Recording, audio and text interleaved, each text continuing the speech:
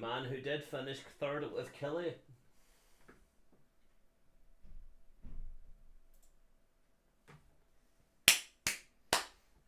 Making sure that it's coming through fine. Oh, look at the rain coming down in Hampden tonight. Absolutely a lashing. The thing is, though, both teams will be expecting that.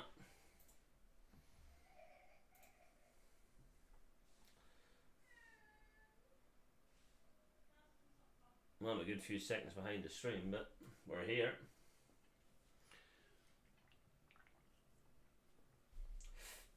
Ah, welcome, welcome, welcome to Scotland versus Georgia.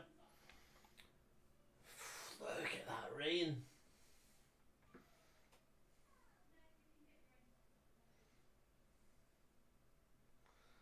Everyone hiding under their Scotland flags. Patriotism coming before the game.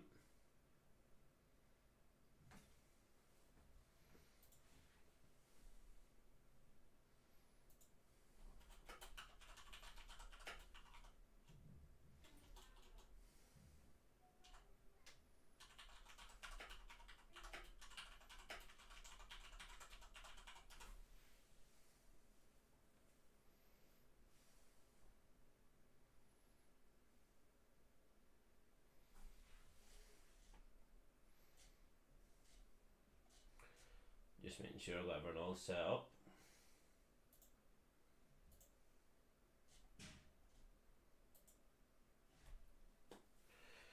Team lineup is exactly as sort of predicted there, with Ryan Christie getting swapped out for a wee Billy Gilmore. Sort of made sense because there wasn't much happening for Ryan Christie in the last game, but saying that, not much happened for a lot of the other boys they're playing too. But very positive start. Obviously, we are 3 from 3 at the minute, maximum points. Only 2 other countries are on that, which is the French and England. Boo. But we're getting there so far. We are, after Spain won the Nations League, we're in really, really good position here. I need to turn the volume there, I can barely hear myself. Oh, cool. Just turned my telly off there because I'm so smart. Try to turn the volume down, turn the telly off. But it's looking very good for Scotland, and I was very excited, as you can tell, the other day if you watched any of the other videos. But it is important to remember we are Scottish, and let's not get ahead of ourselves in that way, because obviously we've been here before, maybe not this close before, and we have mucked it up. So it's all about keeping our heads straight, doing the result tonight. Sorry, I'm not even looking. I'm trying to turn the volume down on this. There we go, that's a bit better. Can hear myself talk, thankfully. But yeah, we're in a good position right now. And we still have the playoff in the back pocket. I think the odds for us qualifying were 82%, I said, and that was before the comeback against Norway. So at this point, it's got to surely be in the 90%. With Spain still having game in hands on us. Georgia's in second place, so this is a first v second scenario, but realistically Spain's played far less games.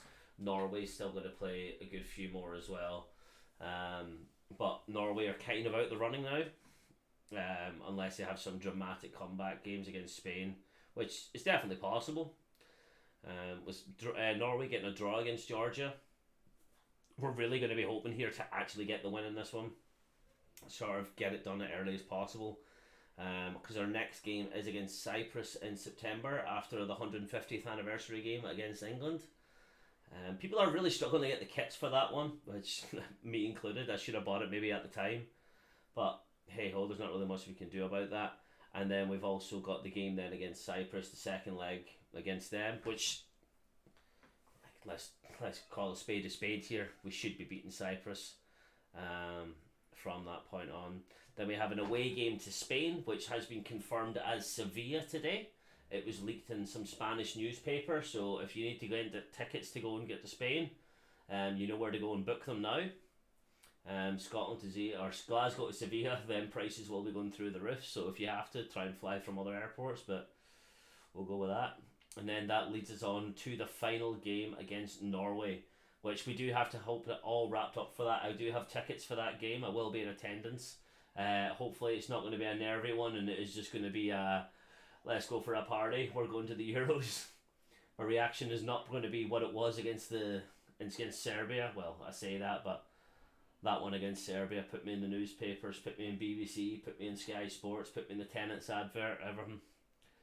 But what a night that was. Let's call it what a night at home during lockdown for Serbia. But we want to get things wrapped up here so, as close as possible. We don't want to mess this up. Because, as we said, one thing that Scotland do know how to do, and that is absolutely scupper it when we actually have it clear in front of us. This could be a banana skin. Do you have no faith, big man? You have no faith. Believe. You're just gutted there's no Rangers players on the pitch today. Well, none of them are good enough. Scotland have increased their skill level, let's say, so well. It's under Steve Clarke. But yet again, our main man, Callum McGregor, still makes it. Is that wee boy crying in the background? Sorry. The wife knows the stream's on, we're getting it. Yeah, one change, Ryan Christie in for wee Billy Gilmore, ex-Rangers player for the Blue Barons, but as I've always said, country before club. Anyone who says that is, or anyone who goes otherwise, I don't think we'll get on.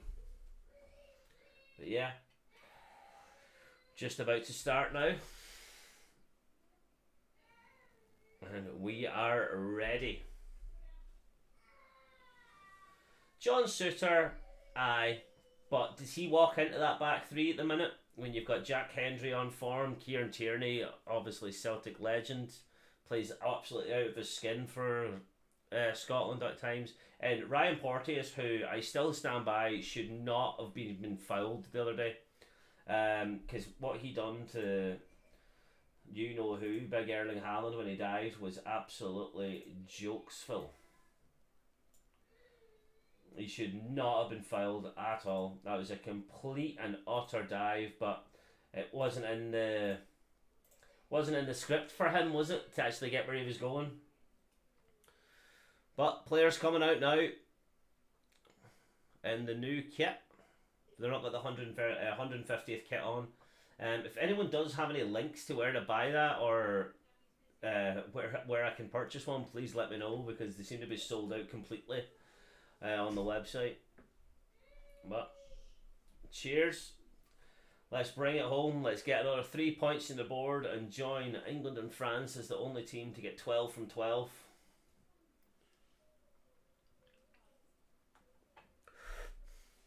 I'm a wee bit nervous for this one. The good thing is you've got guys out there with bloody brushes trying to get the pitch dry for as long as possible. Going to be looking forward to this. It's going to be the national anthem time now. Leave your predictions in the chat. I am going to go for a 3-0 win to Scotland. I think the way we set up the other day, we're going to be bouncing off confidence. We all seem to do better in the second game and a set rather than the first. So we'll see how it goes. Billy Gilmore should have stayed at Rangers for 2 or 3 seasons. He was too good, man. Yeah, Jordan's got that Napoli lad, but that is about it. I don't fear them. I think they're punching at the minute, but they are on good form. As I keep seeing today, like Georgia's like what they've lost 1 in their last 12 or something. But a lot of them were friendlies, and remember they were in the bottom Nations League pot, so they were playing the likes of your San Marinos and stuff. So it's nothing to really write home about. They weren't playing the likes who we had to play in Spain and Norway's, Ukraine's, Denmark's. We had a far tougher route. So we'll take it as it stands. In fact, no, the Denmark game was 2 years ago now, wasn't it? Wasn't even last November, it was the year before. Billy Gilmore should have stayed at Rangers for 2 or 3 more seasons, then made the move. Nah, and you call me biased or whatever, but he's too good to have stayed in the Scottish League that long. He wouldn't have got as good as he is. You've got very, very rare talents like your Callum McGregors and your Kieran Tierneys who literally will stay and get better. Billy Gilmour at Rangers, like obviously you saw how he's done in the Champions League. Like he is going to get better being in the Premier League. I do believe that it's better for Scotland for him to have went abroad rather than stayed in Scotland. The only games he would get challenged are is like the 7 or 8 games that Celtic play Rangers each season. Cal McGregor's in his 30s now, so it took him a long time to get to his peak, whereas Billy Gilmour can hit his peak far younger going abroad.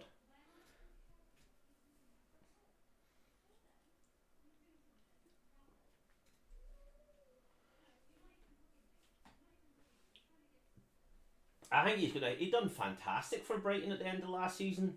I think he's really found his place, and that he's not on the main radar of a lot of the players that are going to fleece Brighton at the minute. Because you've got to look, the likes of McAllister's already left, Caicedo's he's on his way, Evan Ferguson's probably going to be on his way next season. So I don't really I see them getting fleeced, but then I'm also going to look at the fact that he's probably going to do a lot better now, because he'll have a lot more of a main role going there for Brighton. But we'll see how it goes. The game's just about to kick off now in 1 minute's time. National anthems are all done. Brian Porteous on a yellow card he did not deserve after the giant giraffe dived to the floor. But we'll see how things go.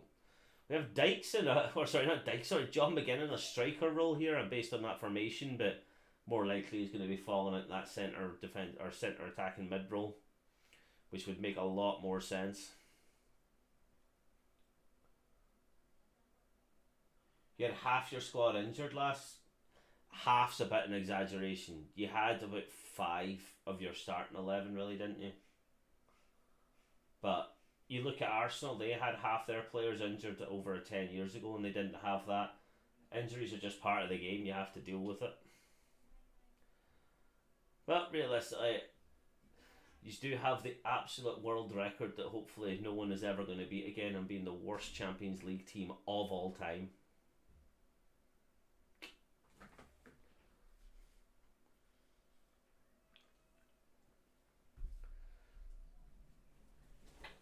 Jordan looks like they set up with quite an attacking field there. 3 at the back with 5 midfielders, 2 up front. Only realistically, that Kvaratskhelia guy.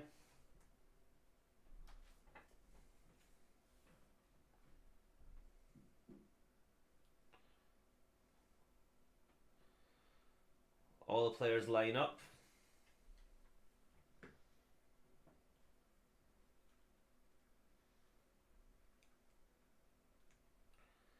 Kvaratskhelia. That's your boy you said there for Napoli, wasn't it? Giving a big shout out there for Gordon McQueen. Unbelievable player for St Mirren back in the day in Scotland. And if anyone ever remembers the goal when James McFadden scored that absolute worldie back in the day, I'll take that record over being the worst team of all time.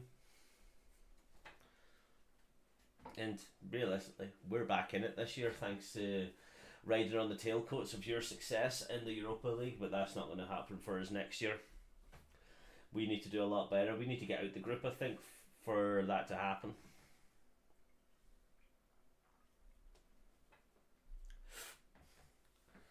Jesus, that rain has absolutely been torrential.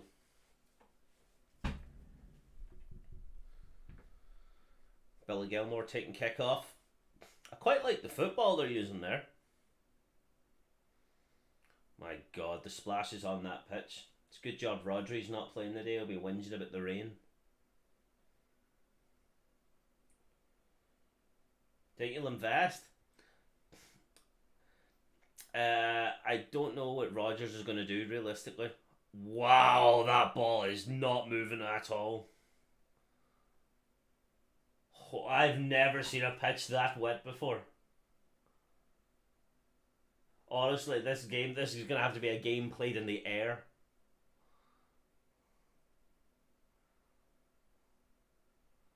Oh my god.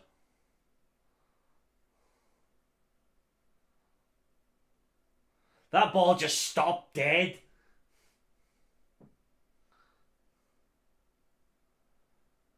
Oh, like, oh, this is a joke. This will have to be played in the air, which is going to go in Scotland's favour when we've got Lyndon Dykes.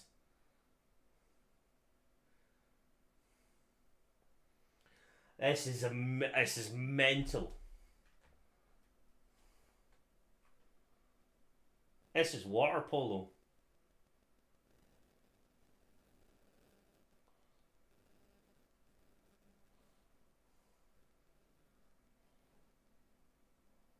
This is actually torrential.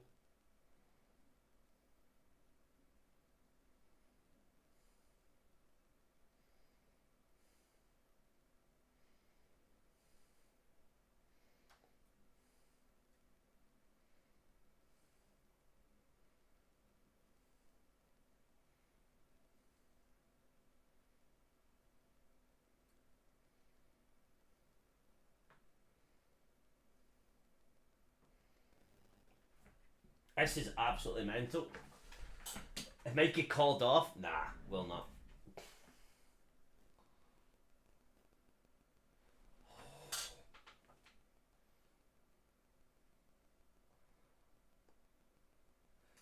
Definitely won't get called off, but players just have to adapt to what's going on here.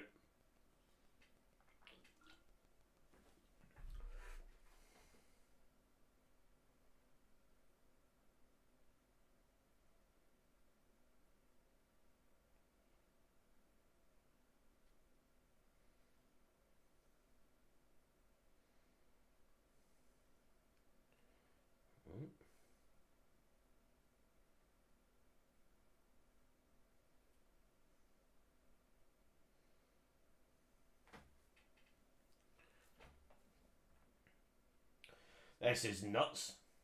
Tommy coming forward here. Pass it back off there, but the ball just rolls into absolute nothing. Porteous dive. I think the word dive here is going for something else tonight. It's absolutely slashing it down.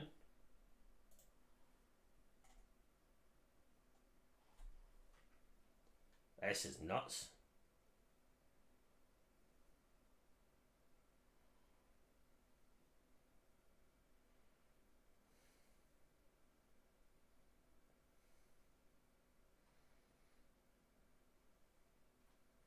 This is mental.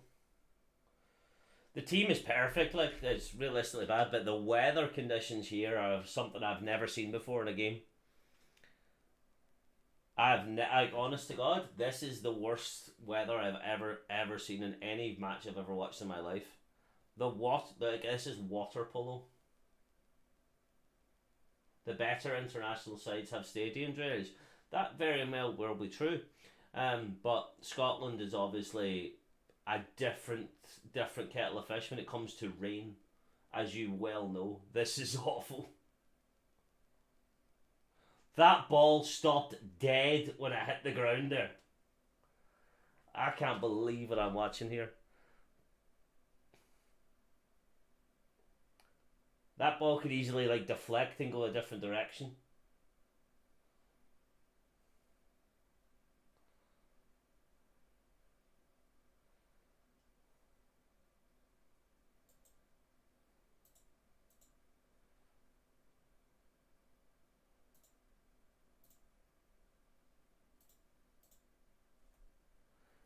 They might actually be right. They might call it off.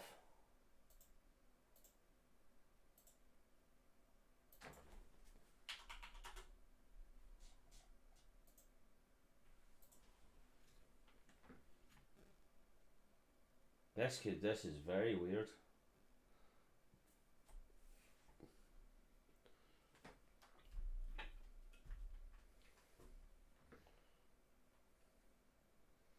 I've never seen a waterlogged pitch like this.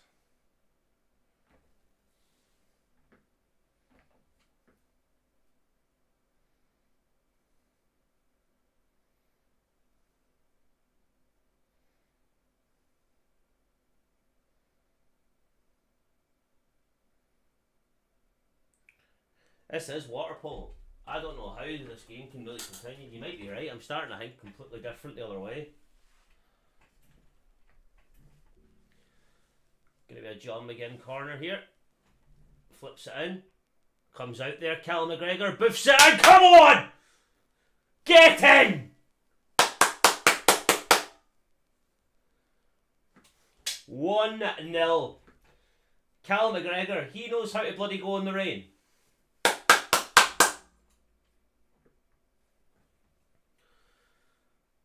Well, game's not going to get called off now.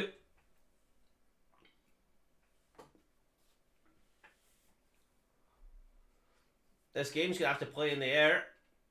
Oh, the keeper gets a touch state too.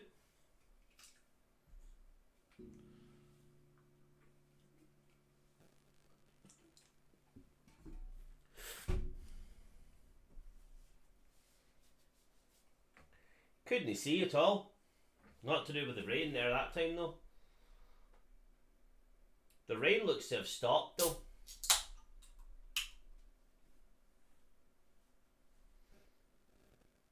Oh, VAR.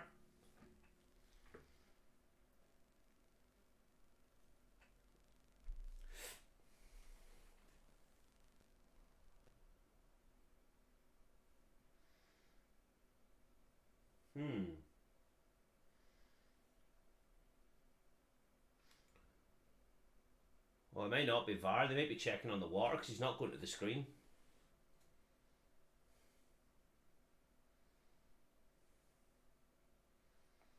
It doesn't look like they're going to VAR. The ref's been called for something else.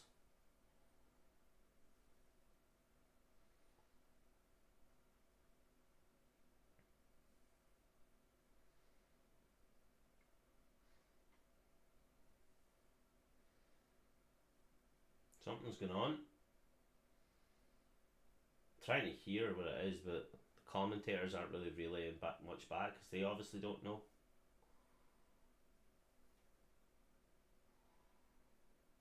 The ball touched Lyndon Dykes, maybe?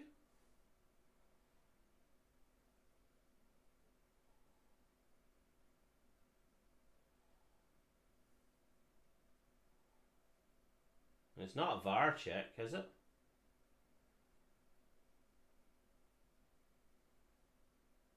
Yeah, it's not a VAR check, thank God. Goal looked clean anyway.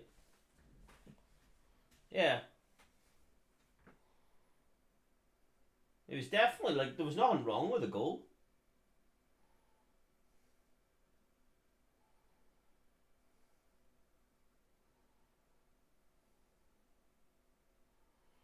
Really don't know what's going on. Looks like nobody knows what's going on either.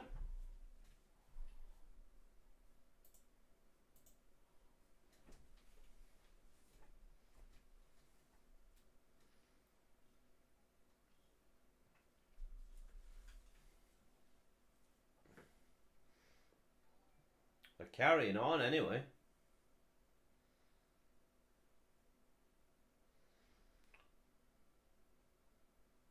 No, it looks like they're going to pause.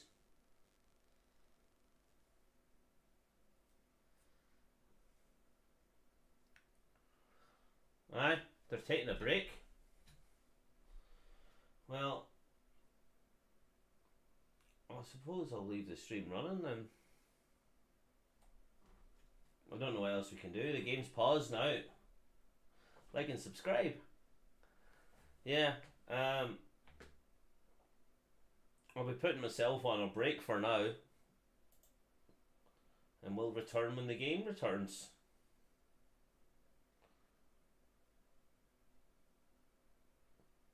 Yeah. There's not much we can do at the minute, but yeah. I'll come back. I'll just leave the stream running. Hink you're smart. Robert Ritchie.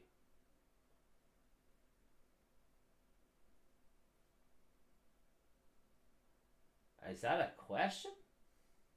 Or a statement?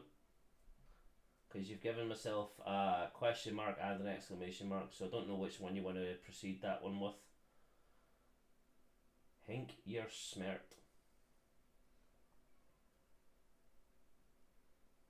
let you continue that one.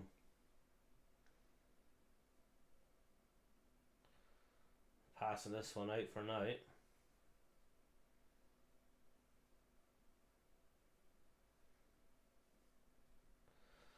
All the people out now brushing. I'll actually just keep going for now. Well, what do we do for this point? It's like 2 games in the past year, like we've been watching the Arsenal Leeds game, wasn't it? Where they had to like pause because the VAR didn't work.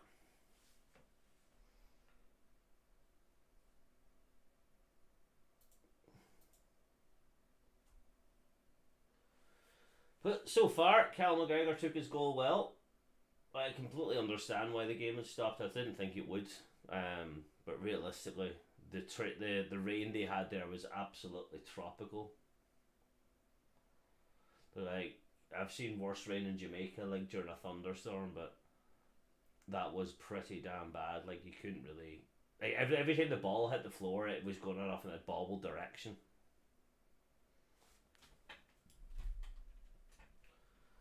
Match abandoned with the rain.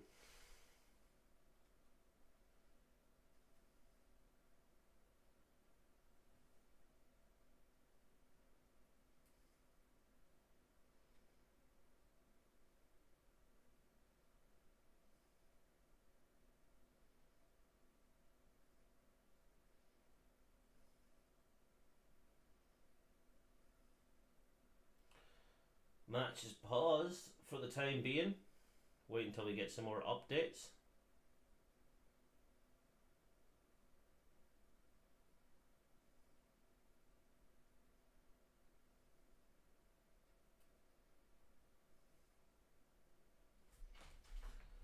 Whew.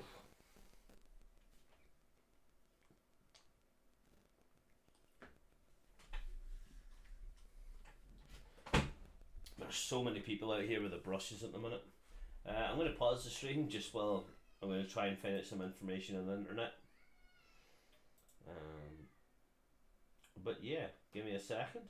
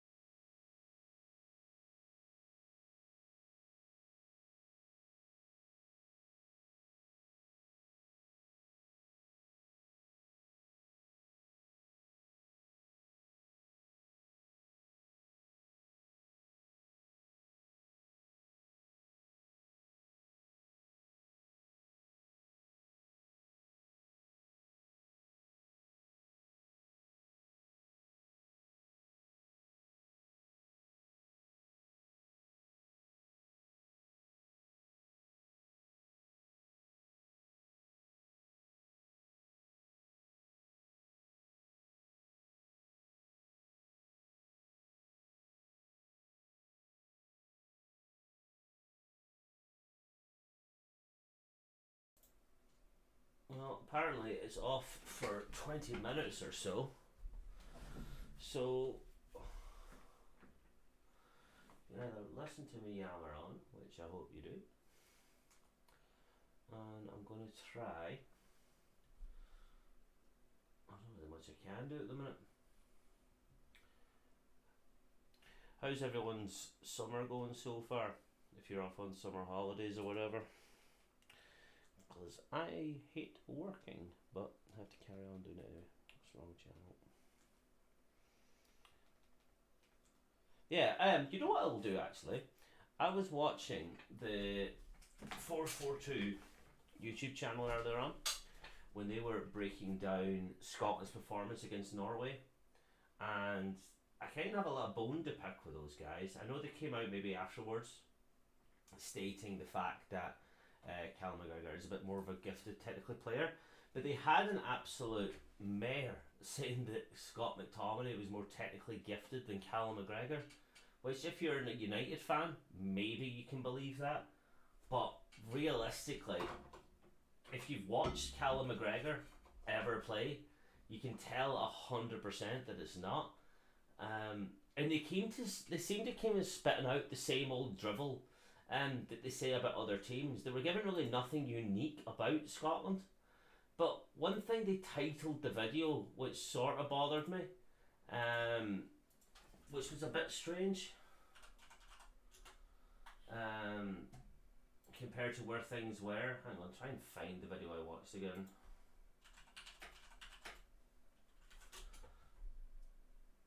They called it "Why Scotland Are So Good Right Now," but they were not breaking down anything that Scotland are doing really unique. They just said some generic answers about, oh, it's Steve Clarke and this is how things are done now and they know the message. But it wasn't actually anything about breaking down how Scotland are performing well. And it was more about the synergy, about the players knowing each other, from my opinion. What they were given was just really generic drivel. And realistically, some of their stuff, like as I said there, about saying Callum McGregor wasn't as technically gifted as Scott McTominay, is for a channel that size, I really expected better for them. To maybe actually pick out some unique stuff and look at the way they play. Like, look at the way they played against England, look at the way they played against Denmark, look at the way they played against Ukraine and the second time.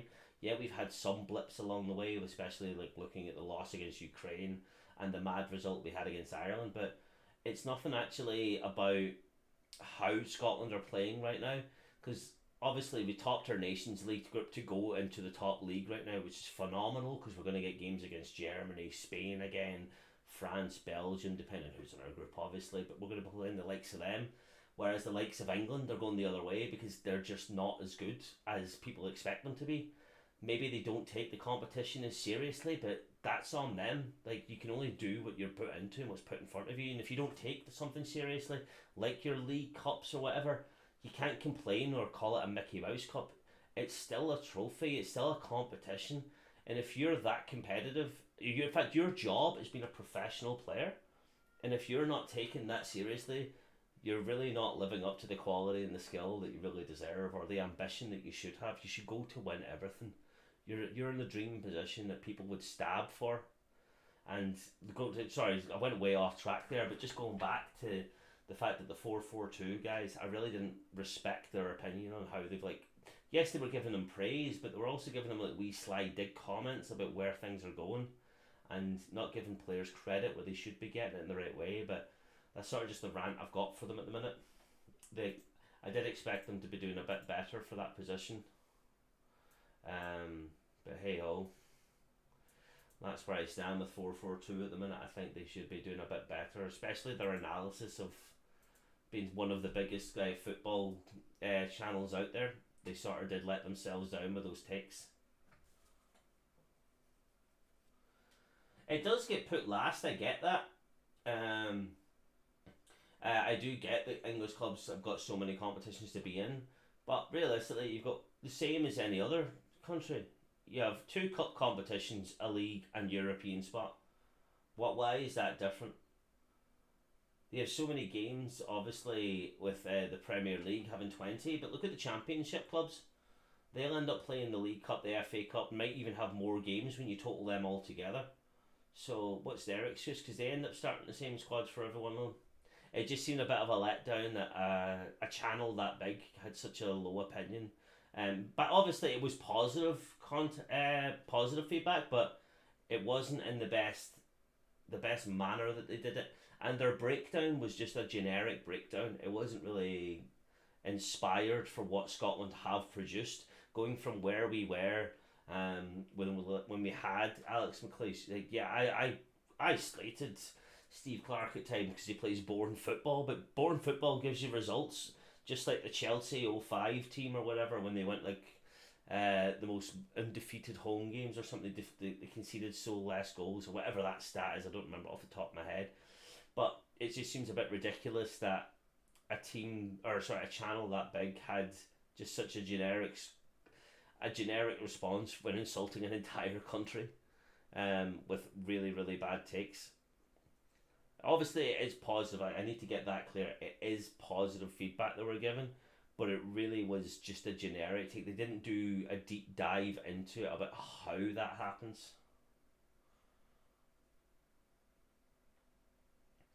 Oh yeah, like you've broken it down in that order, like, and we all know that is the order of importance. But realistically, it should all be important. It's like the best managers in the world will always tell you, you always beat what's in front of you, and that's all you can do. You shouldn't be taking like lack of care at other points or whatever. Like, if you're on that pitch, you're there to prove something, and you should be taking everything seriously from that point onwards. Just realised I didn't even update the score.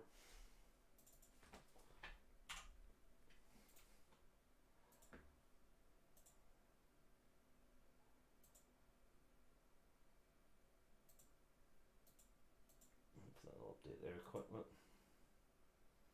Takes a wee second to come through. But the break and play is coming now.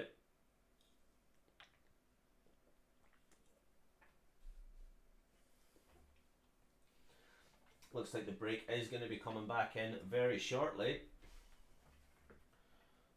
Let's have a check of the other scores in and around Europe right now.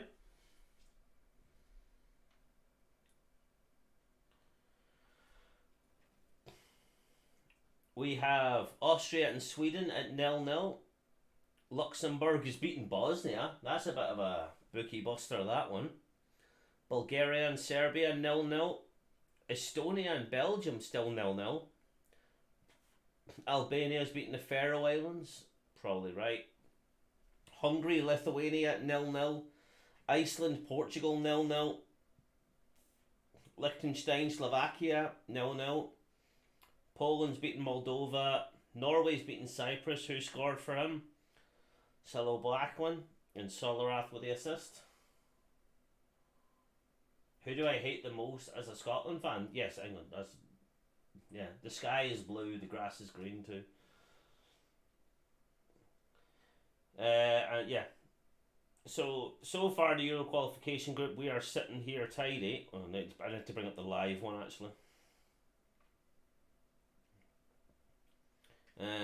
Well, it's not even showing us live at the minute, but it looks like they are kind of coming back very soon. Teams I hate the most in order are England football team, the national team, Rangers, Spurs. I don't know. Second most is definitely Rangers. Trying to work out it's definitely between Liverpool, Man United, and Chelsea as the fourth. I don't know if I can combine them together. See, for me, it might be a bit cringeworthy, but there's definitely a bit of FIFA bias, let's say. International wise, who do I hate the most? It's definitely England. They're so clear of anyone else.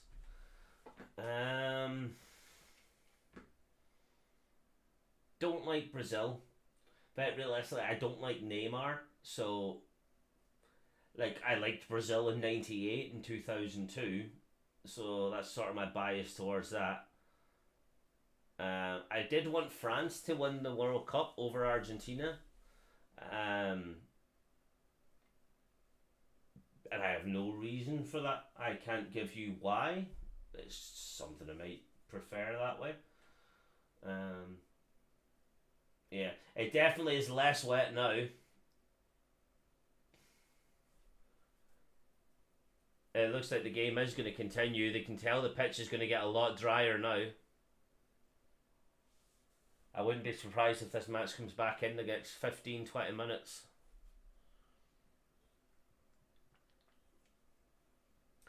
They're hiding the score. You can't take a goal away now. What about yourself? Obviously, Scotland's your least favourite team. Oh, I don't like Russia, but that's more political. Argentina, yeah, I don't know why I don't like them. Messi's obviously one of, if not the greatest player of all time. So many arguments. We're not getting into a Messi Ronaldo debate at their prime, but I think Messi's a dick. Um, Ronaldo, yeah, he threw somebody's phone and that, but realistically, over the career, Messi's a tax dodger and doesn't want to help out charities. Ronaldo does far, far more than that behind the scenes. Oh, you hate Argentina and Germany more than Scotland. Is the Argentina thing the Maradona thing? See, I was never alive for that, but I probably would have been cheering on Argentina that day, but wasn't alive then.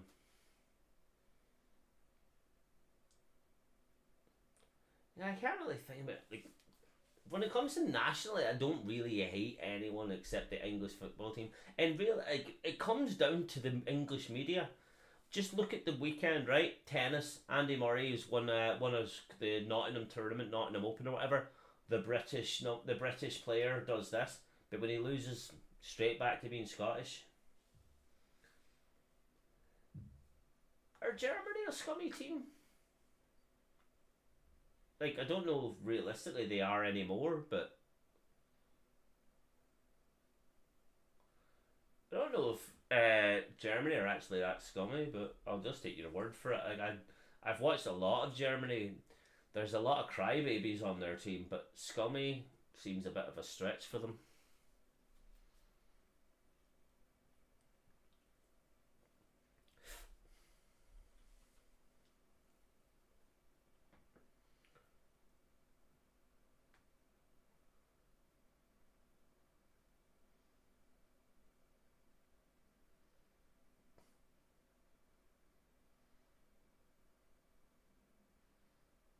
So I'm just listening to what the commentators are saying here.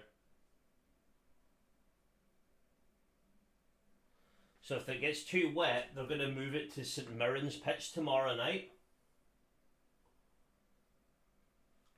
The English media love to hate the English football team. No, no, they don't. If you ever watch England play at any point, you've got your Ian Wrights, who I do think is still a bit of a legend and deserves his OBE, but for England, no. Your Gary Nevilles, your every one of them, they're chatting about games before they've won them. So in the last Euros and the last World Cup, they're chatting about when we play Russia at this point, when we play Italy in the final, when they haven't even kicked off against Denmark, when we play this team. They're not even saying if we get there. They're not even looking at the game in front of them. They're chatting about teams that are down on their bracket before they even play them. No, they do not hate the English football team. They're chatting so far ahead of themselves because they're so far up their own arses that is why the world hates them. They're so arrogant about who they're going to play down the line rather than who's even in front of them. The papers don't. If you've ever went on the BBC News headlines and stuff, fair enough. I don't read the Daily Mail because it's the biggest piece of drivel in the world. And if you do read the Daily Mail, I do think you go need an IQ test because it is just nonsense. The Daily Mail is the only newspaper on planet Earth that Wikipedia will refuse to be a reference for a point of news because it is that much lies. But I don't see the Sun doing it as much. I know that's a tabloid and very dodgy around Liverpool area. The Telegraph don't really put a lot of pressure on. The Telegraph lick their own arses because it's a very Tory newspaper in that way. The Daily Star, also a tabloid. I wouldn't call that a newspaper. I don't really know which newspapers give them abuse, because the ones you're probably referring to are tabloids that are absolute junk read anyway, so they don't have anything to say or at any point of contact. But the news channels like your Sky News, your ITV News, your BBC, like your actual TV channel where they lick their own arse, every single one of them do. So I don't agree in that way at all.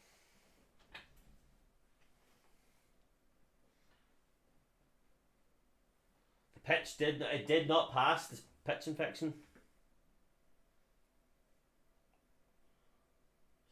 15 minutes. 15-minute check.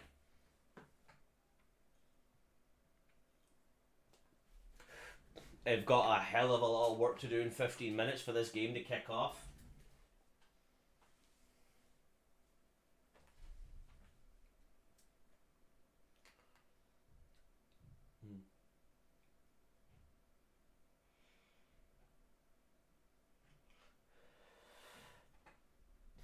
This one's going to go on very late now.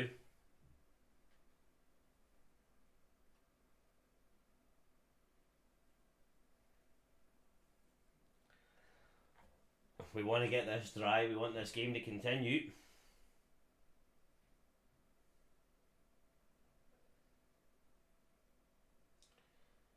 They need a lot more.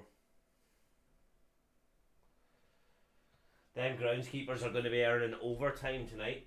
You're going to have people coming out there with lighters in a minute trying to start the place on fire. But we might be back here tomorrow night instead.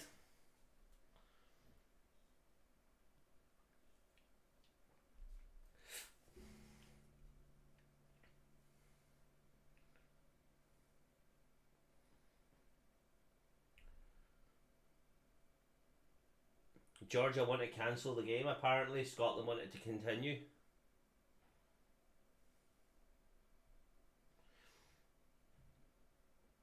It seems like they're doing alright now. It failed the fixing section there a couple of minutes ago, but they're getting right out there now. You're going to have the fans going out there in a minute, try to just dance everything up.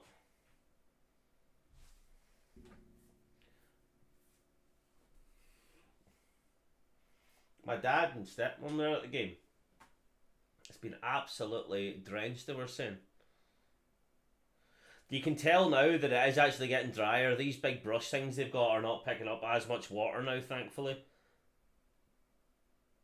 People out there with bloody brushes on their side. There's about 20 guys out there in the penalty box trying to get it dried out. As much as it is so annoying that the game can be cancelled, you've got to see the funny side of this. Like, only in Scotland can it rain this much in June.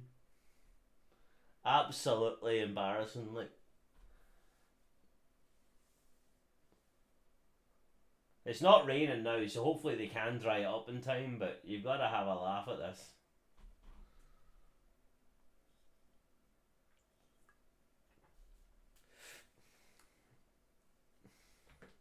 But they're not using umbrellas now, so that is a good sign.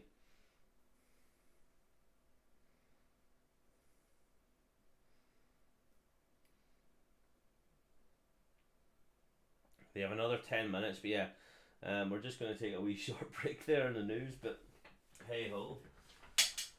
Only in Scotland can it rain this much in June to affect us. Like, I was chatting about ways how Scotland can mess up this whole thing, and do you know what? Not even the players or the manager making the wrong choice. The weather gets us. That's just how Scotland's got it. All these people living down south, they don't know what rain is. You were saying earlier about having proper drainage. We probably do have proper drainage, but this just rains so much that we couldn't handle it.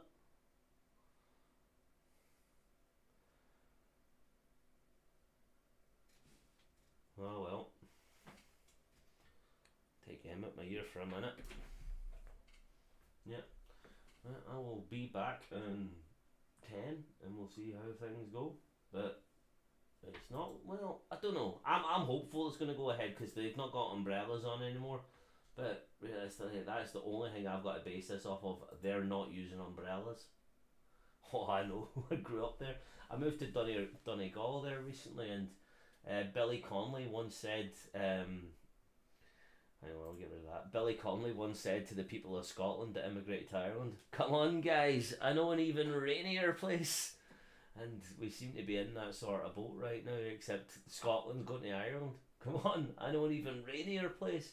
But you should have seen the rain we had here today. Absolutely torrential. But yeah, I'll be back in a minute. Hopefully the game is going to kick off because it'd make things a lot easier than doing. Oh man, I would hate to be in the rescheduled match going on tomorrow. You'd rather go home late tonight and do that journey up to Hampden twice. But yeah, I'll be back in 5 minutes and we'll see how it goes. Hopefully the match resumes at 2:45, they were saying. So if it passes the pitch inspection at 8:50, it will kick off again at 8:45. And then we've only played, 10 minutes, so it's going to be a late one. But yeah, back in a minute.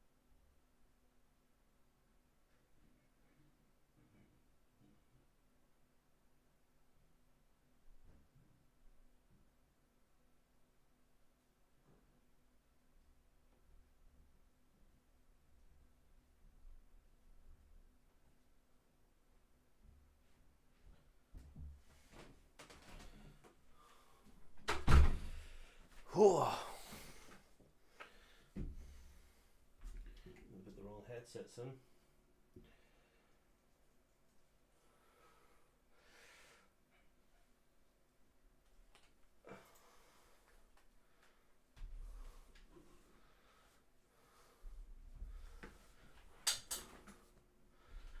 Is that being confirmed?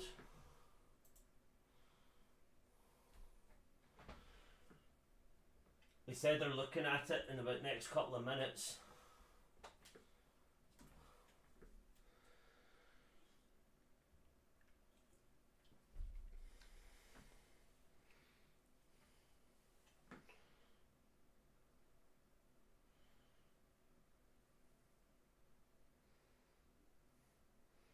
We'll see what's happening.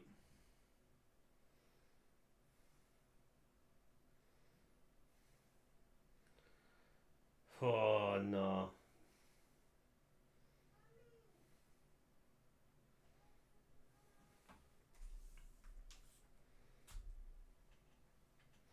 The ball's at least rolling a good bit now.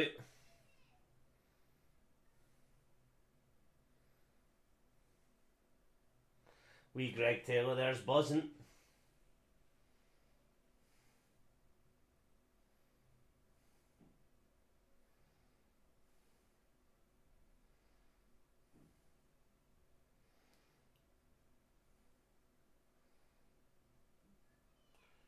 What's happening?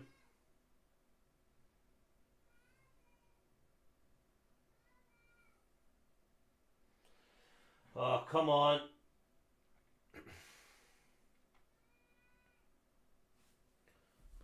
Oh.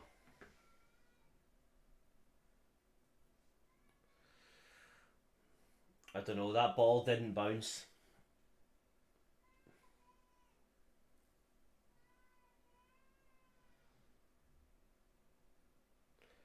I think if you were just to go out there and go 5 more minutes, it'd be fine.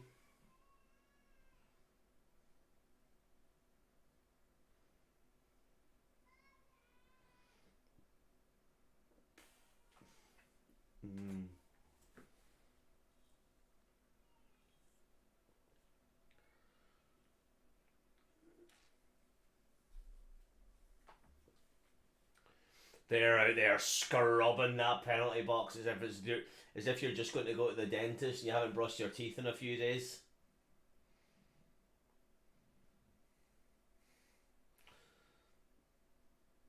Your man's in there on the daily floor. Come on, let it go ahead.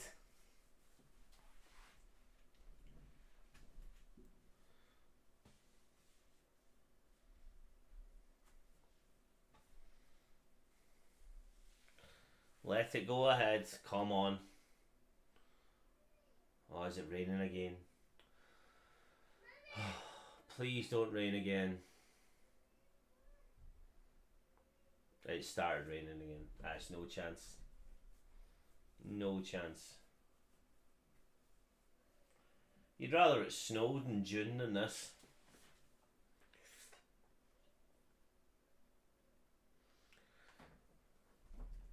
Everyone's cheering.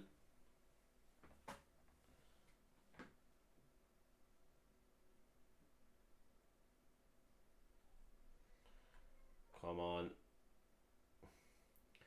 Greg Taylor looks in good spirits.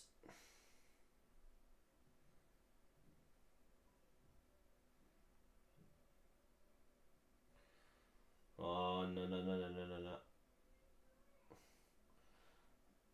If you are just tuning in, don't know what's happening.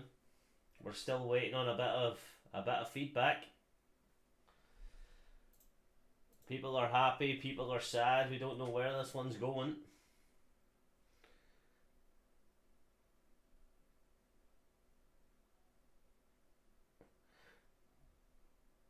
I saw the things they had at Arsenal when I went for a stadium tour a few years ago. It was these big beams that go across the pitch that heat it all up.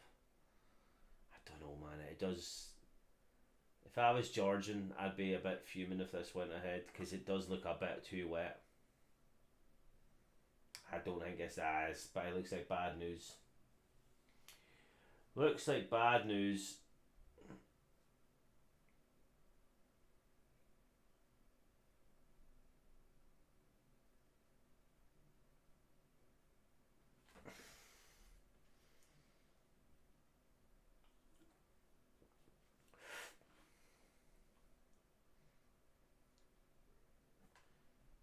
Right, we're getting the news through now.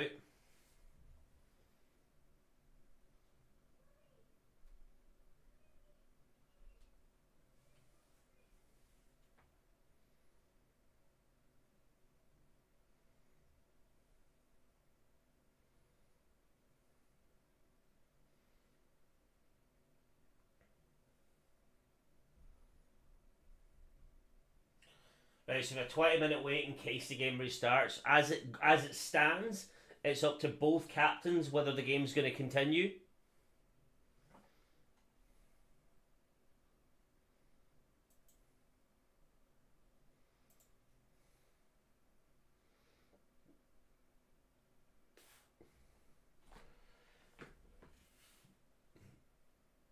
Yeah.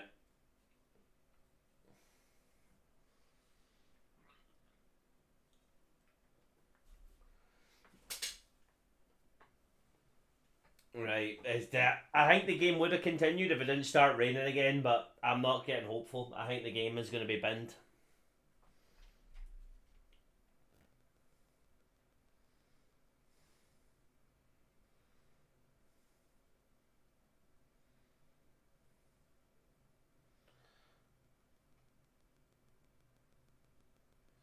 The game is going to be continued at 9 p.m, but this rain needs to stop.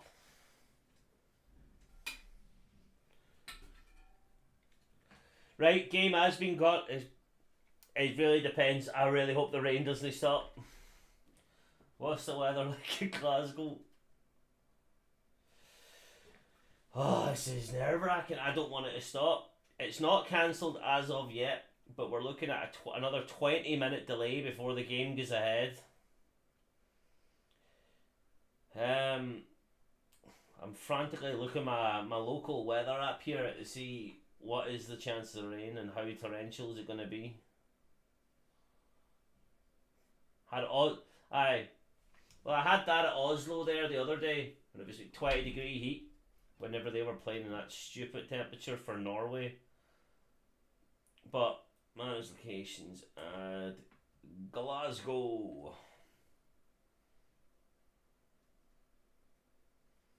What's the weather like in Glasgow? Supposed to clear up, so we might be in the clear. As it stands, it's only light rain, not torrential rain.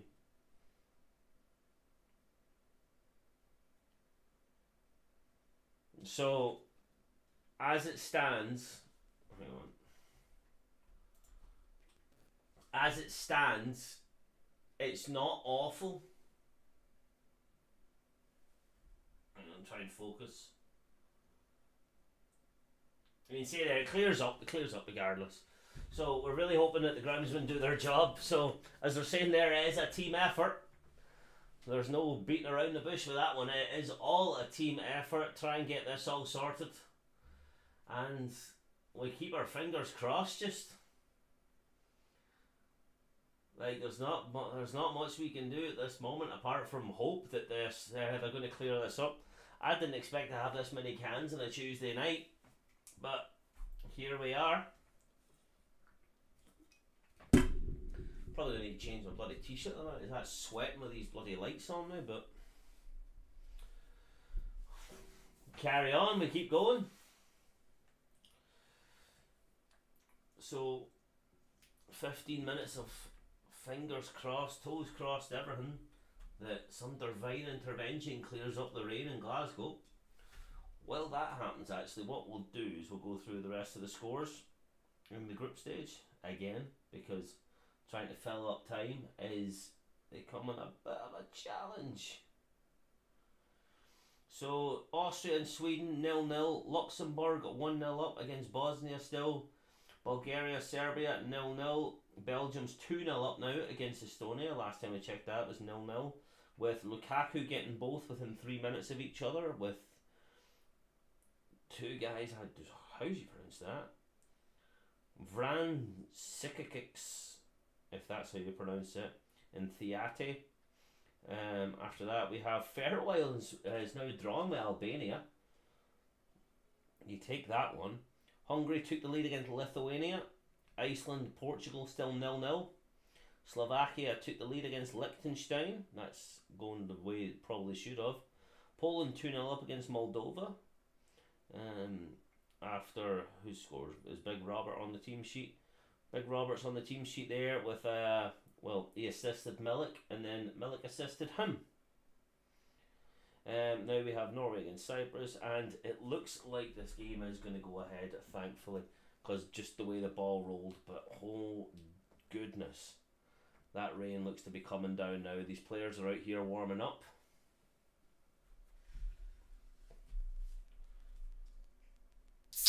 Right, so this game is going to go well on to the night. So sit back, relax, and let's boogie. I can hear in the background now.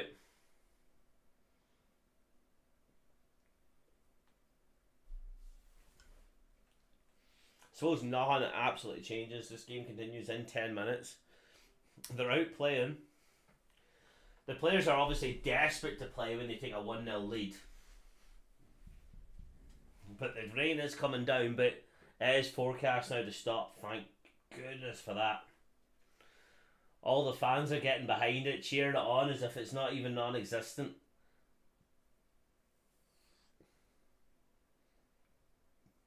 Realistically, it's been an hour. I didn't even realise that at the time.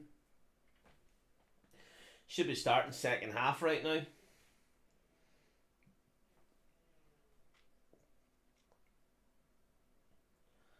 You can't see it happening. Well, as long as the water's not impacting the ball, it's going. And you can tell now with what we're watching on screen right now is the ball is moving well. And that's all that matters for the game to continue. It doesn't matter how much rain's coming down. As long as the ball moves, it's fine. But the forecast is for it to stop as well. So it really depends. If it becomes a splash zone again, we're obviously going to see it different. But the groundskeepers have done a good job. I'm kind of on your side though. Like, it might get called off again.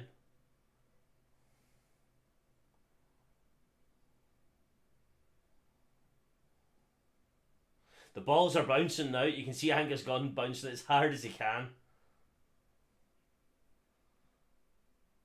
It's not hammered down as much as it was. So I checked the forecast there. It is raining, but not the torrential rain that we saw earlier on where it was a monsoon.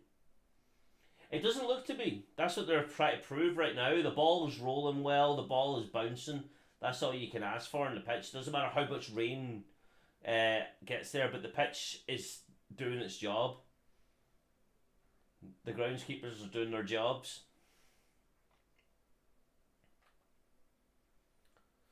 We take it as it is, so we carry on. I keep moving up and end up bloody doing a chest press.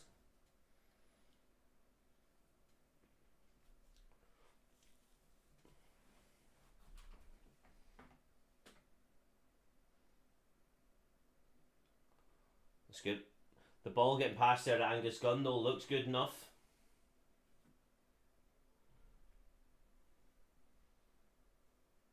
The groundskeepers out there still doing an absolute unbelievable job, and fair play.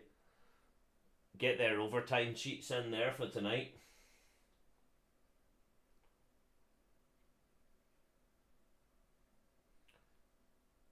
Yeah, like it is looking alright. The ball is moving well.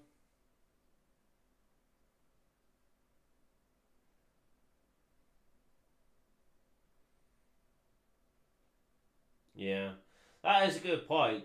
The longer the game goes on, the pitch does get in a better state.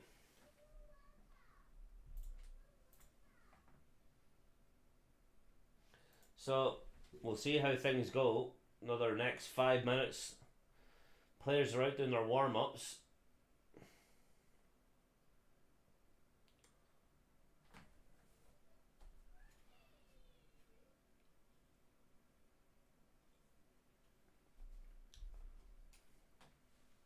You get the refs out doing the warm up, seeing how wet it is.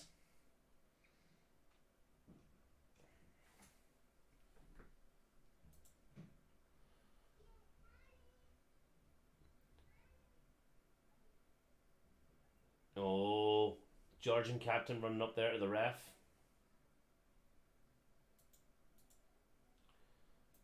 We'll see how it goes.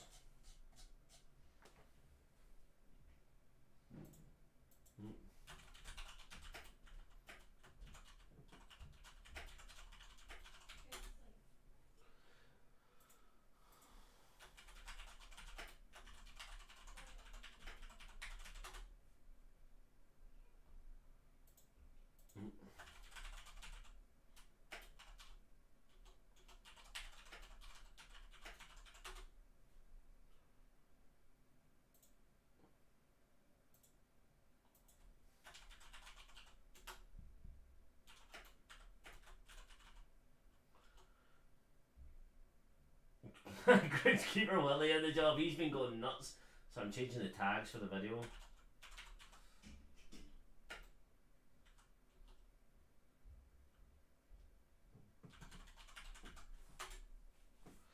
We'll see how this goes, but it's this extra bit of rain. We were fine until it started raining again, but the ball's moving fine.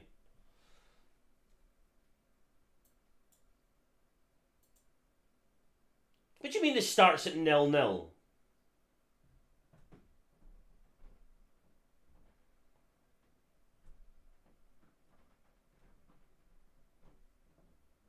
How can the game restart at 0-0? We're 1-0 up.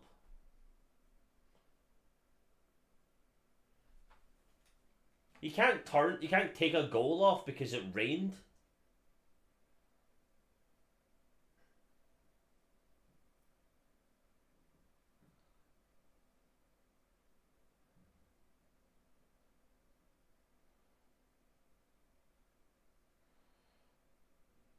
The ball is rolling.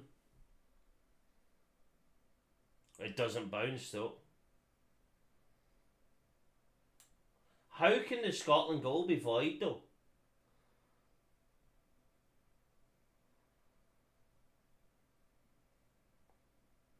I don't understand that.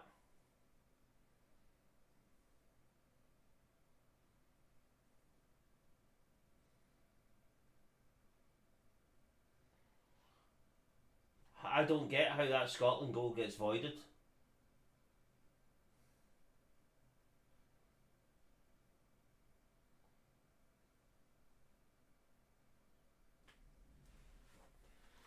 Yeah.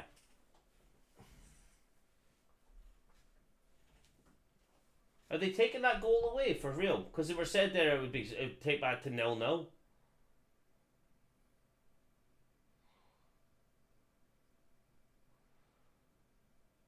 Like, this is not the wettest pitch of all time, and we all know that. I must have misheard. I'm getting pure panic for that. Like, I think they were saying, "Oh, the Scotland will start again from 0-0," is what I think I heard there on the Viaplay chat. I must have misheard that. Like, that. I'd be in a fume if that was the way it is.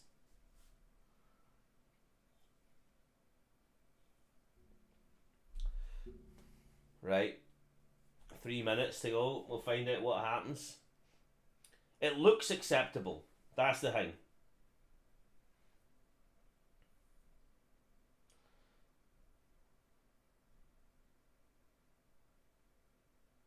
It looks acceptable, but I could be biased. Just because I know the rain plays in our favour no matter what. We're used to these conditions. The fact that the Georgian players are still doing a warm-up now with a minute to go instead of getting a team talk is probably good.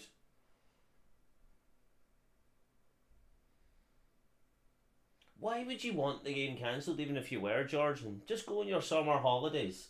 It's alright. Go on your summer holidays. You're probably flying from Glasgow to bloody Tunisia or over to Bulgaria. Nice warm country in the summer.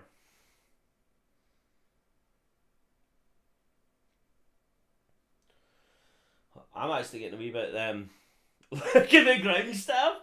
There's about 15, 20 guys. Even the stewards are out there with brushes. Like, even regardless of the decision, like, it is funny though. Like, it is funny. Scotland in such an amazing run, and the weather's what beats us.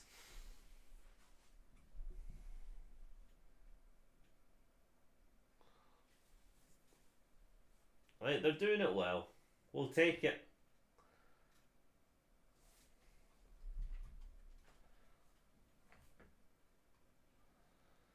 The rain has stopped though, thankfully, as predicted. Good job for the Android weather app.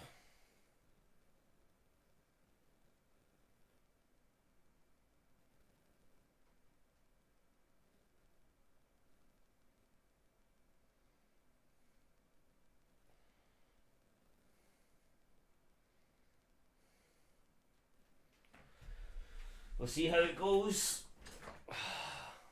We should hear now.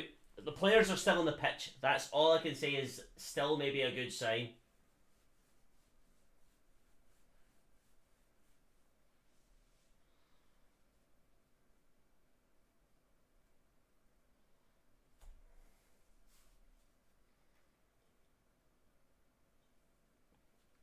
The ball's rolling well. That's important.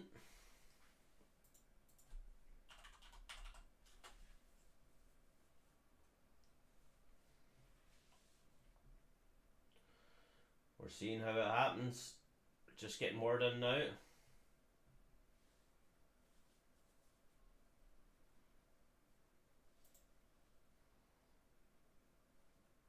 How can it start tomorrow at 0-0? Aye, they did say that. I knew that's what I heard. How can they start tomorrow at 0-0?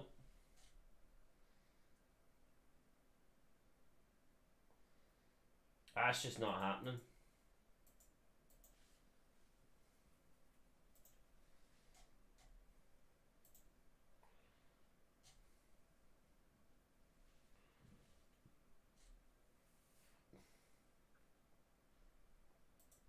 We'll see how things are. Right, any minute now.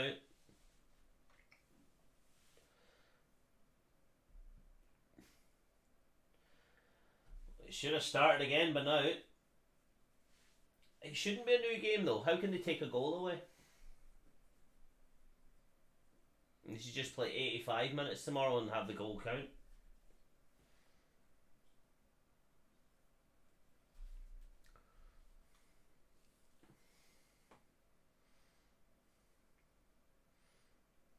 That is true. Like, there's nothing they could really do. That's what they said. The game tomorrow would restart at 0-0.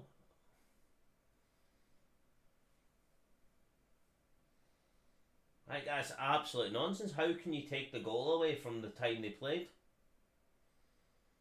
It looks like they are playing ahead. Right. So a 9 o'clock kickoff instead of a 7:45 kickoff.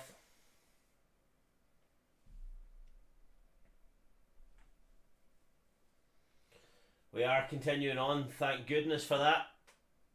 Looks to be like we're going to continue on here at 1-0, thank goodness. Players are taking a drink, the weather has stopped, the groundskeepers have earned their job. As the Blue Baron says, groundskeeper Willie are on the job. Do you know what? Having 10 groundskeeper Willies, we've seen how shredded that man is.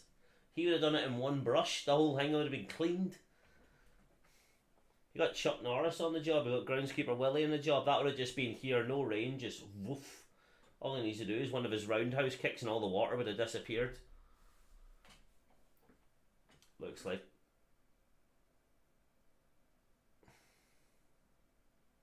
Steve Clark's waving his hands.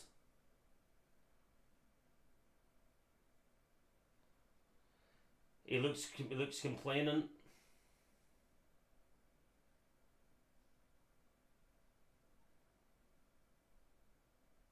Oh no, it's called off.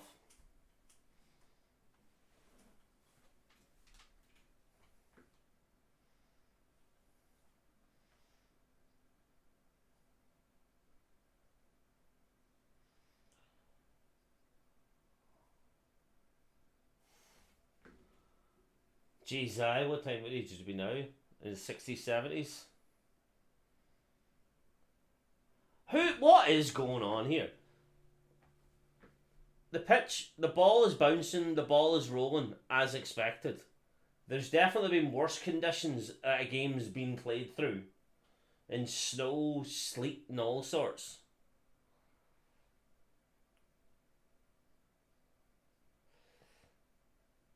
Some players are smiling, some's not. John McGinn's got a big grin on his face, so we can take that as a positive. It looks like they're waiting for the rain to stop now and maybe give the groundskeepers another 5-10 minutes. Scott McTominay seemed to have taken it the hardest.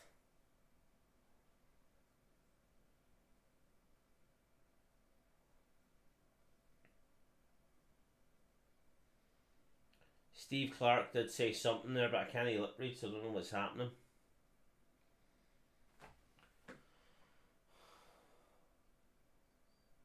I think it's like another 5-10 minutes by the looks of things. Well, the groundskeepers are still working, so that's a good sign, or otherwise you would have just stopped. They're not even getting water anymore.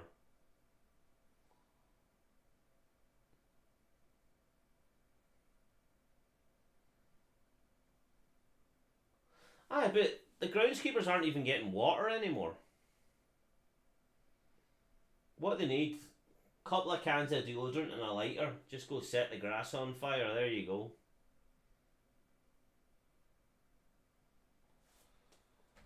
But who knows?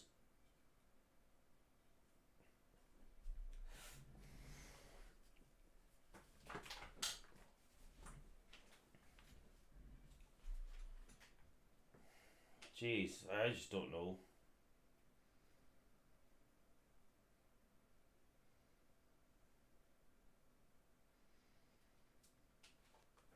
Bulgaria went 1-0 up against Serbia.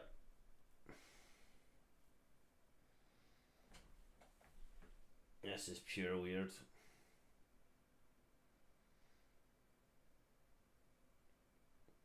Don't really know what to say here. Like, I'm just sitting here waiting, the same as everyone else, for the news to come through.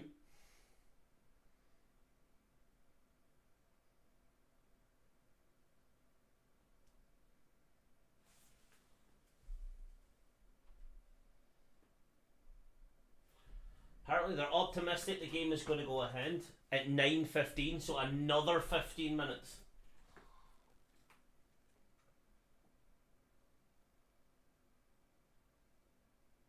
Yes, game is going to continue in 15 more minutes.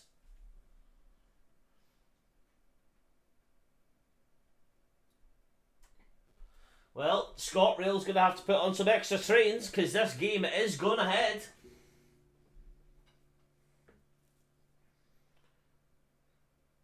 But perfect time. Some players away now for a pint at half time. Don't blame them.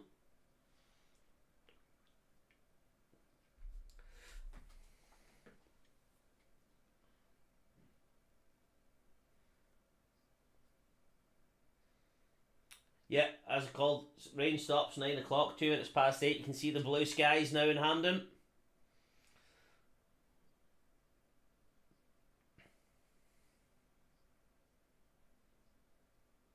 I am working tomorrow. I expected this to be about half time. I brought 4 cans up and I'm on my 4th already. But we crack on. There's not much we can do about it. But you can see the skies are clearing up, which is good. The game is going to continue.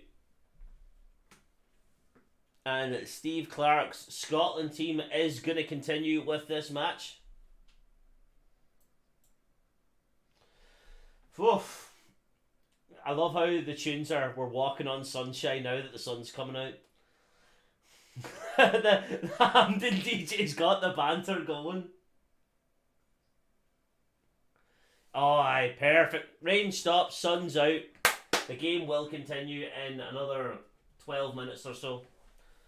Suppose I better go back and get more cans because this is going to be a long one tonight, boys.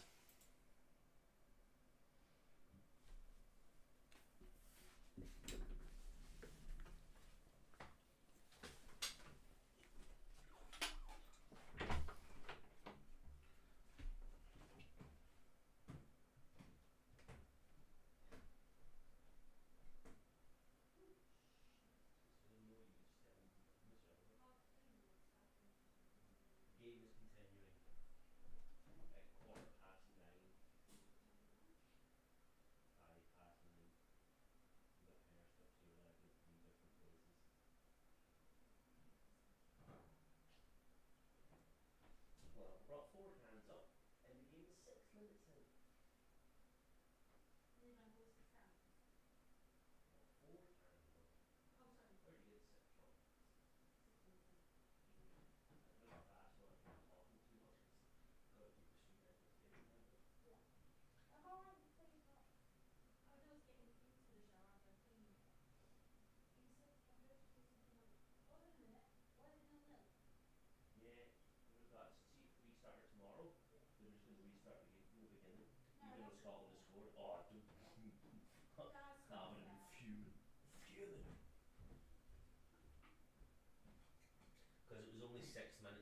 or something when Scotland scored. Oh yeah, the goal was in play.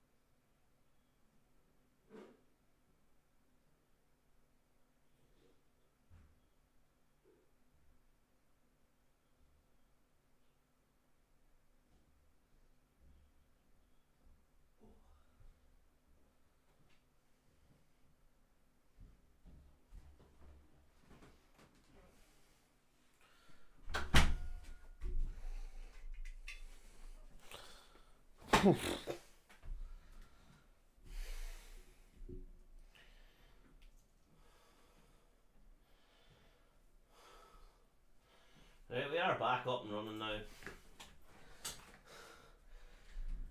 You have a 13-hour shift? Oh man. Well, as long as you're not on the cans, you should be alright, but it's still not ideal, is it? Hang on. Say hello to my Be Real.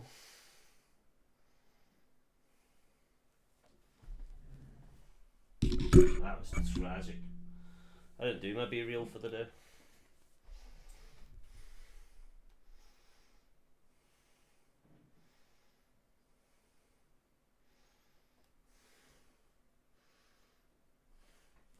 There we go, Be Real for the day, done.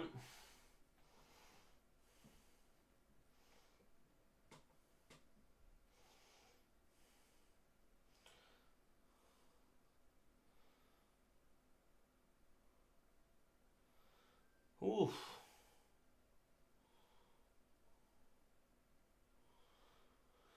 Well, it looks like the game is going to go ahead. It looks like tomorrow morning is not going to be as easy as I hoped it would be. And we crack on. Scotland take the 1-0 win so far. Well, winning 1-0, but you know what I meant. And hopefully the game continues the way it's supposed to. But hey ho.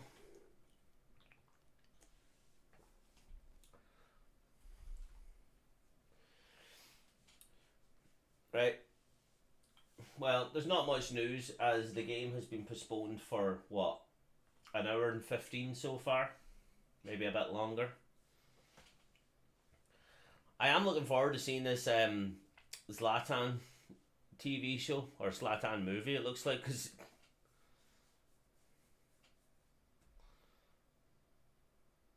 I always thought he's one of the most entertaining players. Your boy does look like him though. The guy who's playing Zlatan, he actually looks like him.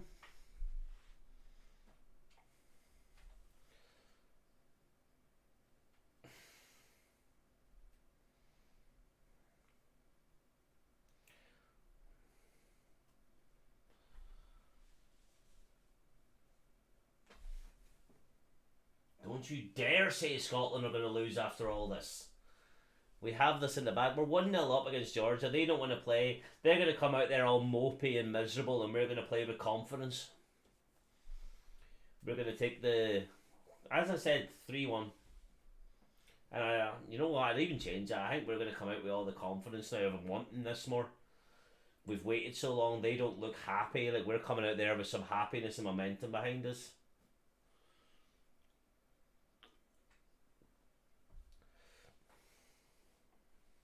I would be gutted though if it went the other way.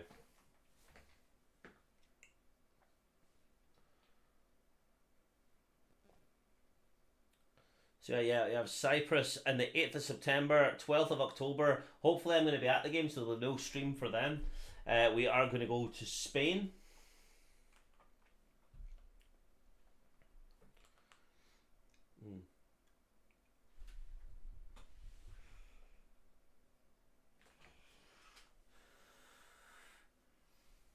The rain is off. The groundskeepers are earning them. Honestly, like the strength of their arms tomorrow, they're going to feel it as if they just went 12 rounds of prime Tyson.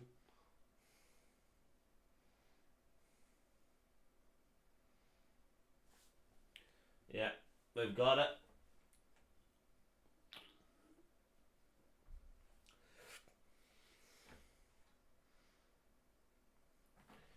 So we see how this is going to carry on, but so far so good. It looks like it is going to keep going.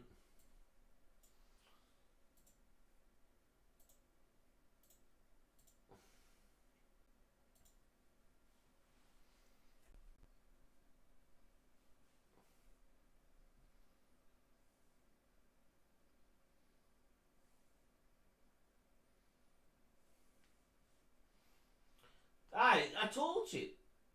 They are saying if it happens tomorrow, the score might go back to 0-0.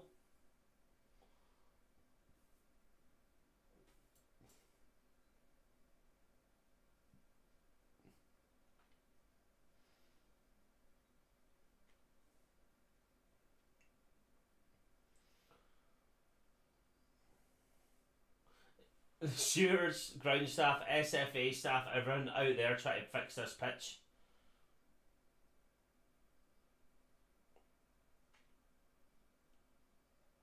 It is. The players are coming back out.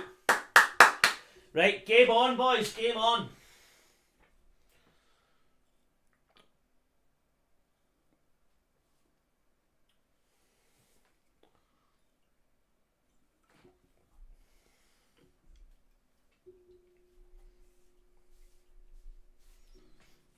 Right, we carry on.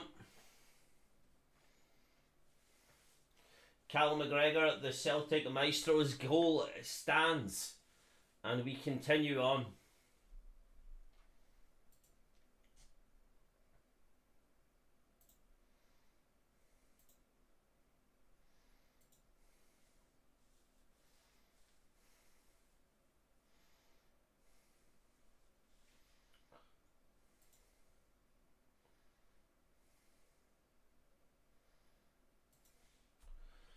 It's all about things now.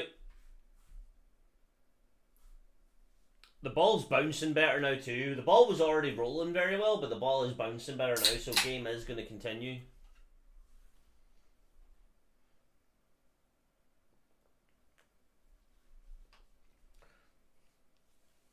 I think there's a bit of tactical change though in how this game's going to line up.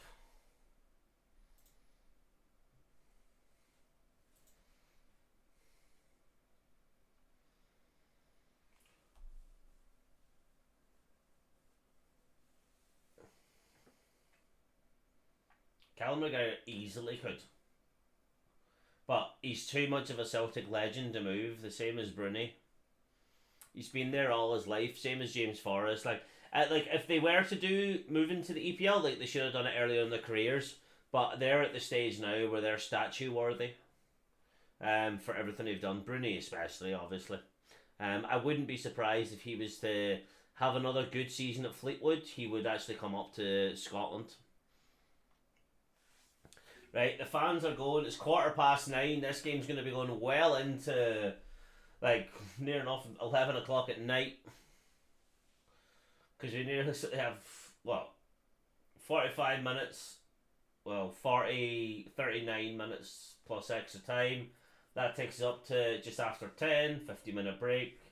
Yeah, we're near on past 11 o'clock tonight before this one ends. So if you are Forrest and Brown, prime James Forrest, lower half of the EPL. Prime James Forrest when in his prime, not now, definitely not now, but prime James Forrest, like maybe 6-7 years ago, he easily could have been like a lower league team, like an Everton, or I reckon he could still probably maybe have done it at Spurs or Arsenal in a slump. Scott Brown, you forget. You wouldn't bring him in to do a job. You would bring him in to lead, because he is. And give me your Roy Keanes, give me your Vieiras, but in terms of a leader, Scott Brown batters both of them. He led Scotland through the worst drought ever. Got his results we needed to, but yeah, I can take your opinion on that. But in terms of leadership, like I honestly think Scott Brown could have went to like somebody. He would have been like a championship floating team, in terms of leadership, like probably your Norwiches, or your West Broms or something like that. Maybe he has that right skill level, but it's the leadership that he brings that you don't have. Yeah, but as I said, not the greatest and technically footballer, but an unbelievable leader. Like, unbelievable. Celtic's best ever captain, and he is one of the greatest ever captains to breathe the game. Forest definitely would be like a mid-table club. Callum McGregor, if he moved younger, could have played for anyone. He had that potential, and thank God he stayed with Celtic, because we wouldn't have the Callum McGregor that we have today. I don't think championship level, as I said, like championship floating teams, so like the ones that would go up and down every so often, easily could do a job there. Easy. Like if you do like have a good season. Like if Scott Brown went to Burnley like 5 years ago, I wouldn't have been surprised with him actually being in that European squad, if he was there long enough. He's at that level, whereas you are right, Callum McGregor is definitely technically a lot better. Like he could have been in. It's hard to say that his potential was beyond any of them other two. Forrest, I think, is there. If you ranked it as McGregor, Forrest, and then Brown on football ability, but who would you have at your club? It would be probably Brown in terms of leadership and captaincy. He gets your players going and riled up. Then McGregor, then Forrest, and that's how I would prefer it.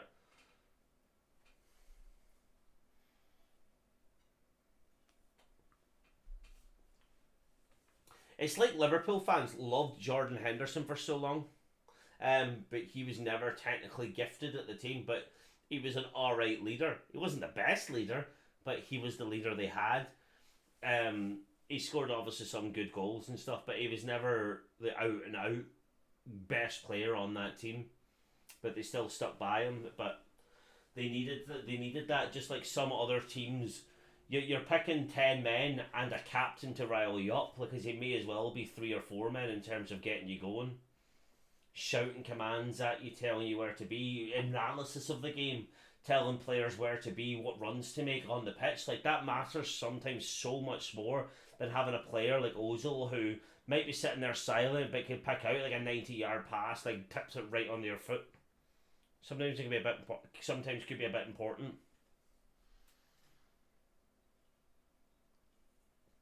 How is this game not started yet?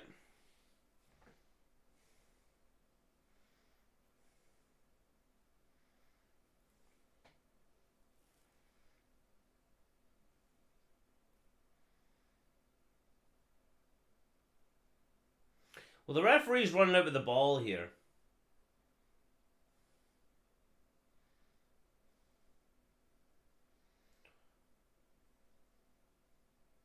But also before as well, he played for them whenever Rangers did exist, and then when they were there and after as well, and won a quadruple treble when there was competition.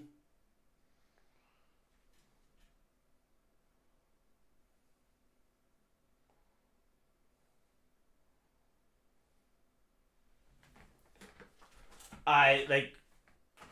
How is this ref getting away with this?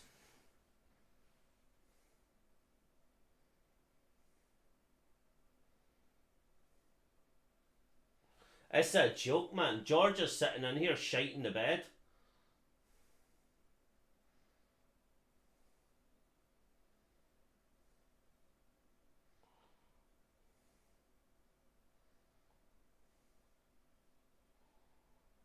Georgia is sitting in here shiting themselves.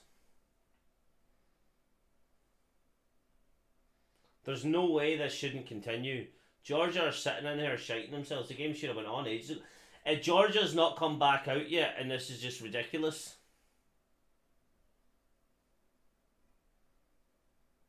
The referee knows here.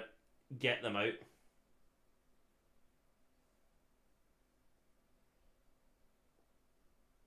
This game's going on to midnight by the looks of things.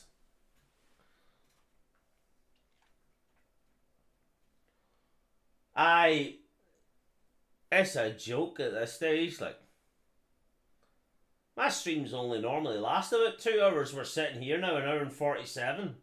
The ref was out there for one last pitch inspection. He checked it. The ball rolled. The ball bounced. There's nothing wrong with the pitch at this stage. It's not rained in about 20 minutes. The groundskeepers have got rid of everything.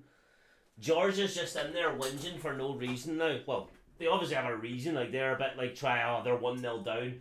If they wait till tomorrow, the game's going to start again from 0-0, which is a joke because UEFA's not made their decision on that. But it's absolute nonsense. Aye, look, you can see them passes. That ball is bouncing up and down like a yo-yo. Like, there's no reason for this pitch to be called off. The referee did not spend long on that pitch inspection before he realised, aye, fine.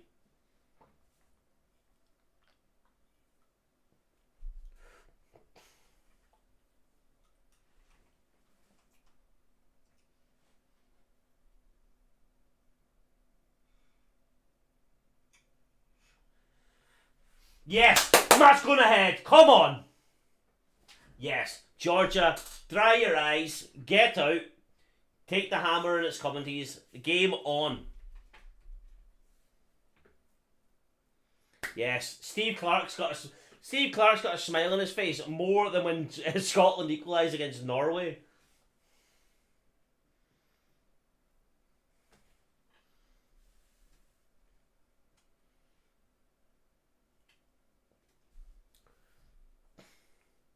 Like there's sun in the sky. What are they whinging about?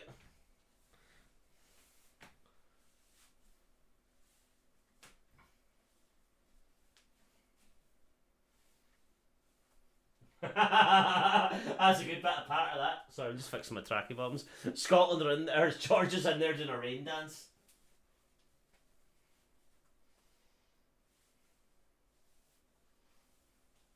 Oh man, them trains back tonight are gonna be stinking. They're playing a bit of mind games now, Georgia, I think.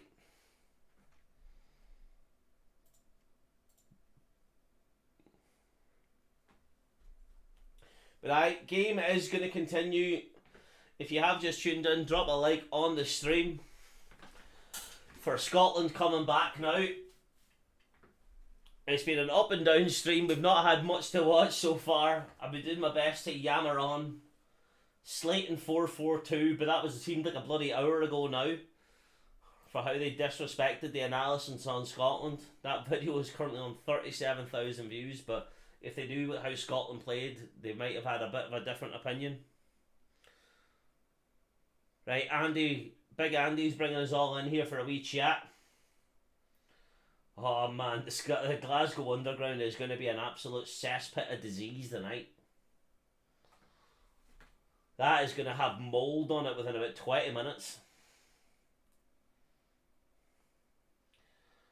9:30 and we're at 6 minutes into the game. Normally it'd be finished in about 20. Just before we continue then, it looks like they're having one more bit. The match has been called to go ahead. No more rain, no more whinging from the Georgians. Oh, the fans are going to erupt when this game continues. Chat about having the 12th man in the stands. We're going to have the 16th man in the stands tonight. This game will continue. We're just going to run through the scores as there has been some updates before it comes back out. Austria and Sweden still sit at 0-0. Luxembourg are 2-0 up against Bosnia. Bulgaria are now 1-0 up against Serbia. That's a bit of a shock result. Belgium still stay 2-0 against Estonia. Albania has retaken the lead against the Faroe Islands, and that game is 2-1 at 83 minutes. Hungary still continue the lead with Lithuania. Iceland and Portugal are still 0-0. Is Ronaldo even on the pitch? Let's just have a wee check of that. He is on the pitch, but not got a goal yet. Slovakia maintain their lead against Liechtenstein. Moldova have brought it back to be 2-2 with Poland, with goals from Nicolescu. And then we carry on now to Norway, who are cruising against Cyprus at 3-0. And who has got the goals for them? Haaland has got the second two, but, well, Did he dive against them to get them goals? We don't know. But Georgia back out in the pitch now. No more whinging, no more crying. Get the game going. It's going to be about nearly midnight before we finish this game, and we continue on now. Come on, Scotland. We are going to have the place erupt. That Hampden Roar is going to be electric. Getting all these players now going. Oh, Georgia's allowed a wee bit of a 10-minute warm-up because they start inside doing their rain dance, as the commentator was saying. But if you are just tuning in, please drop a like on the stream for the rain stopping and the game continuing.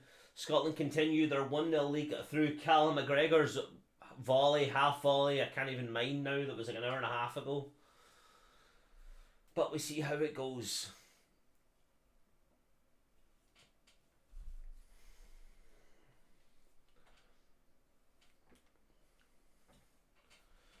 Oh, aye, they're sitting in there. That's what the commentator was saying. I have to steal that bit apart for myself because, to be fair, she was pretty funny with that one.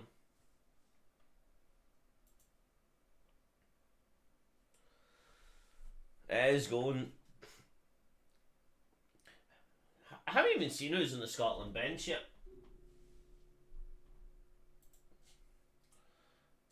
We have Ryan Christie, Shanklin, Kelly, Taylor, McLean, Armstrong, Nisbet, Cooper, Jack, Clark, Suter, Ferguson. Oh, so they actually do have Suter back. Fair play.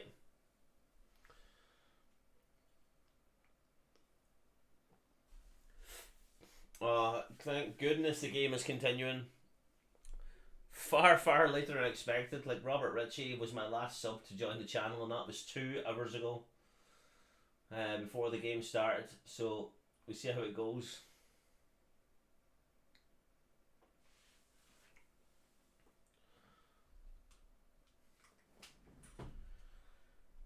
Oh, only 2 seconds. Right, I'm going to take one more break before the game continues. If you are sticking around, please drop a like and a sub on the video.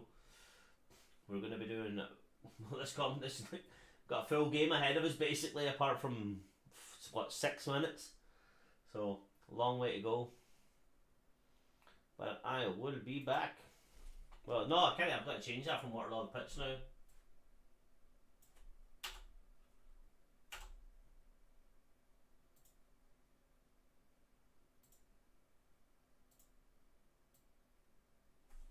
Didn't mean to move myself. You lock. Do you think Scotland will make it to the last 16? It is, like, I don't know. In fact, no, you know what? I'm probably not going to go anywhere. I don't need to. Barron's right. It really depends who joins him. Like, last time we got England, Czech Republic and Croatia. So we had 2 semi-finalists from the previous World Cup and Czech Republic who realistically... we didn't rate them because they just beat us in the Nations League when we went to Serbia, won that game. We came off and played a very soft team, but based on the fact that there's a lot more teams increased, there's going to be so many more teams in this Euros. Yeah, like there's a possibility, but I'm just happy to be there when it comes down to it. Like, we might get either Austria or Denmark, who we have proven that we can beat. They could be their first or second rated teams. You might get England, who I reckon we beat. We've beaten Spain. Forgot about that, didn't even add that in. It really depends. Like, you can't rule us out. But we're not winning it. Like, we be realistic with that one. We ain't winning nothing. But if we get out the group, that would be a monumental result for Scotland. Monumental. But I think when we come up against some of the world beaters, we've got to hope for Che Adams to be back, because Lyndon Dykes does very well in a very specific system, which obviously proved against Norway, because Haaland's a cheating bastard, and we all saw that he's a fraud. But whenever we saw Lyndon Dykes absolutely tear apart Norway with that goal and heading it down then for the layoff then for Kenny McLean, like, You never know. As long as we have this group of players and Steve Clark, might be playing boring football, but he plays winning football, and winning's more important than entertainment. Some of the Georgia fans now throwing their flags out, seeing how things are going.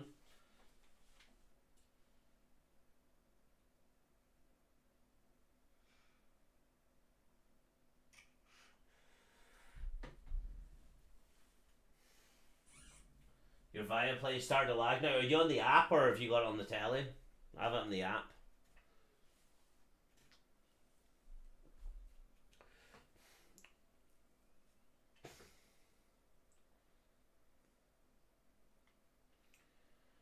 How's this game not continued yet? It was supposed to continue 35 minutes ago, 30 minutes ago, 15 minutes ago. All because these Georgian fans, there's not even water coming off their boots now. Like, I don't understand why they're whinging so much. Oh, do you know what? See, being in the crowd tonight, they are going to erupt. Aye, fire stick.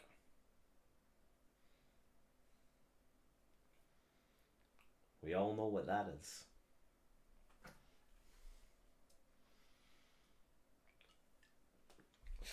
I was meant to ask the parodies, do you prefer it without the green screen or do you prefer the new setup in the new room? I lent my green screen to a friend and I've not got it back yet, so I thought, right, I'm going to redesign the whole thing here, make it look a bit better. Obviously, it can still be improved. Like, this was only a hour job in designing it. I'm good at copying stuff, but being creative in these designs is not my forte. But do you like having the wee scoreboard and things like that with the lineup?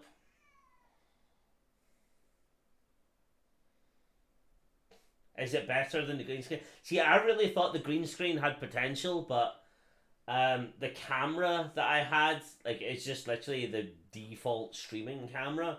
It wasn't. I don't know. It just every single time I would stream, there would be a different sort of rendering I would have to do and amend it to make sure that I was in shot. Like, every time, like, I turned a light on, if that bulb was a little bit dimmer, I had to go and change all the colors and stuff. So I think that this is a little bit better. I've actually got this thing. It's now the NVIDIA broadcaster, that gives me like the blurred background as if it was like on a stream. I can turn it off for a second and tell me if is it better without the blurred background. And is it better without the blurred background or with the blurred background? I can easily turn it off. I preferred it with because I'm more in focus, but like, let me know which one do you think is better, because as a viewer, like, I can't see that, so it really depends what you think.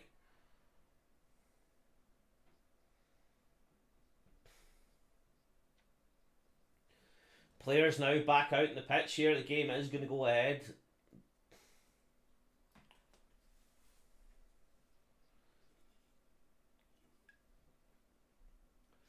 With the blurred background or not? I think it does look a little bit better with, in terms of what I can see.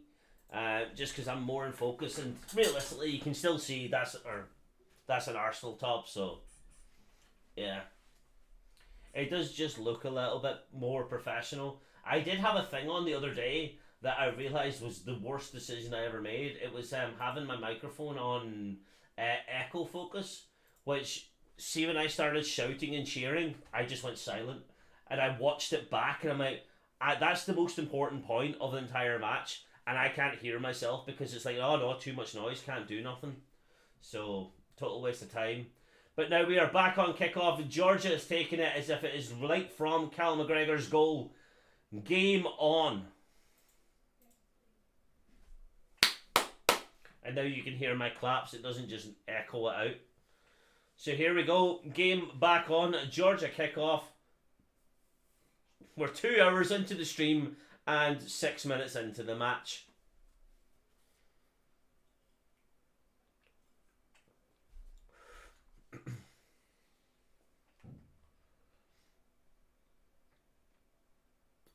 Georgia coming down here on the right hand side. Thierry's blocking his man here, waiting for it. Good turn back there. Pass it out wide, cross in there. Georgia right in the box, takes a shot.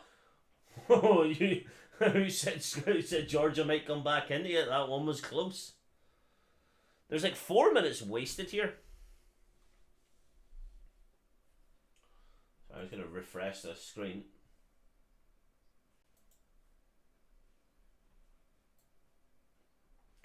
I'm going to try and keep that bit in. Just looks a bit better.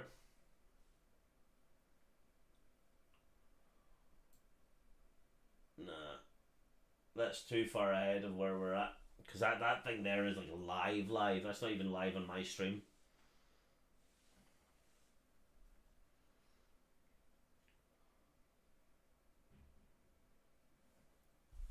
Who's the commentators on Premier Sport? I've got the Viaplay app myself, just so I don't get stung with YouTube for doing something. But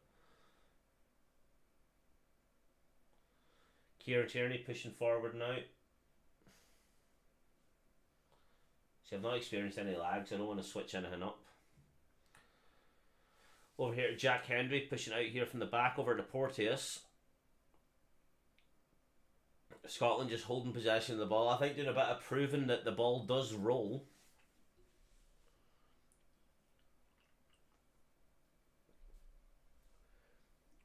Cyprus scored, but like, what is it, 3-1 then?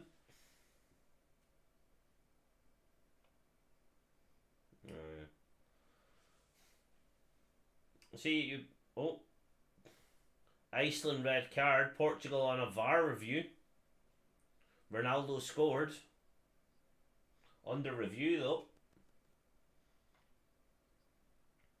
Kieran Tierney pushing forward. Connects to McGinn. Pass out there. McGregor lays it off here. Robertson coming in here for the cross. Does his man. Pass it in. Cross it. Lyndon Dykes spikes it back.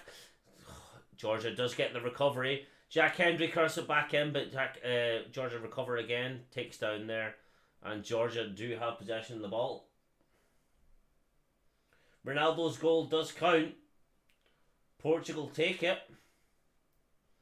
Moldova are beating Portugal or Poland though. 3-2. With a goal in the 85th minute. I'm just learning that information. Hungary beat Lithuania. Albania beat Faroe Islands. Belgium beat Estonia. Bulgaria are beating Serbia. Luxembourg beating Bosnia. Austria beating Sweden 2-0. That's fair. Scotland at 14 minutes, and the rest of these teams have all finished. So everyone in Norway is going to be sitting watching this game now. I don't know if they would rather us win or Georgia win, because they're probably going to be fighting out for second spot now in terms of the result. But Moldova beating Poland, that is such a bizarre result. Poland are fourth in their group right now. Czech Republic and Albania. You would have had Poland cruising that group. How long now? It's 13 minutes on the match, and that game is about to be over in, well, seconds. So bizarre though. Moldova beat Poland. Although with 3 points from 3 games, Moldova 5 from 4, so Poland still do have a game in hand to gain 2 points, and they do have the Faroe Islands in their group. But that group is wide open. Aaron Hickey in here with a big cross to Nobody. Nobody there.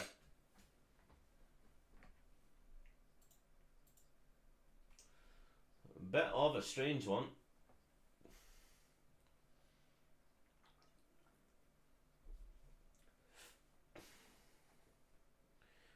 Massive touchdown there from Ryan Porteous over there, and Hickey pass it back there. Jack Hendry looking for some availability, gives it over there to Kieran Tierney, who pushes forward there quite well there. Pass it back there to Andy Robertson, creating some space there for the overlaps. Billy Gilmore there playing centre back role, takes the ball down well, but also gets challenged there by the number 10 from Georgia. Andy Robertson recovers with a very dodgy pass, but Callum McGregor clutches it through right there over to Kieran Tierney, and Scotland retain possession here just at the halfway line coming through. I just realised I still have my BRB sign up, do I not?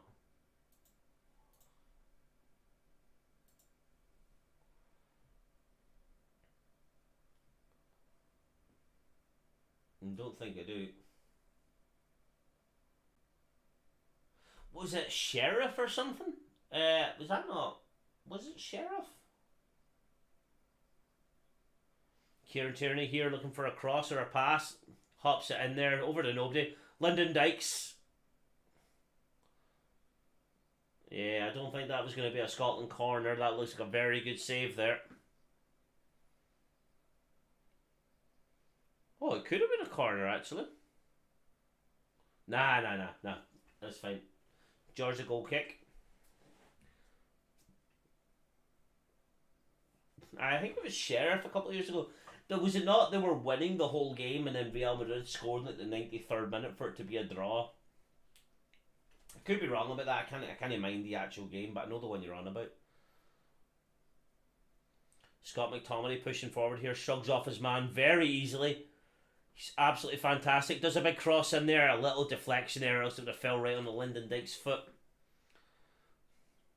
Georgia escape it very well there, but Jack Henry wins it by an awful header. Gives Georgia a chance to counter attack on the right hand side, but it does go out now for a Scotland throw.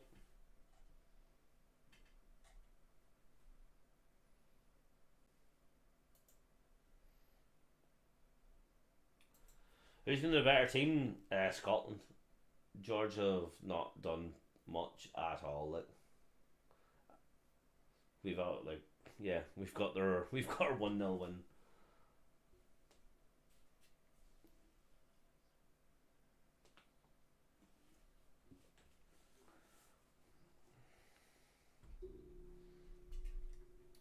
Oh.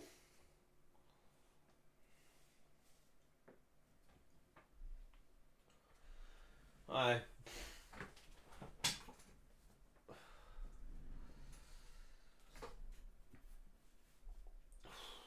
Things are going to go downhill very quickly. Can I keep adding filters to this because it's ahead of where I am? And obviously, watching on YouTube, we all know that I've got what you see on the telly and me is 40 seconds difference just based on the time that YouTube also delays the streams. But I won't stream on Twitch for this, so I'm always going to be about 40 seconds behind.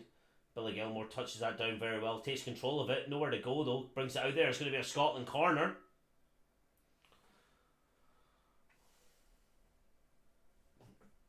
Georgia is, it was one of them provinces that would say that was near Russia at the time.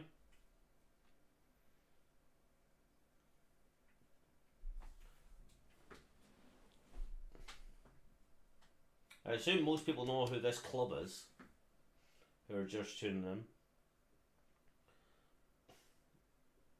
John McGinn with a corner in, whips it in, way too far though. Georgia take it. Hoof it out there, but that's going to be a Scotland throw very high up. The old USSR, the Soviet Union, you are correct.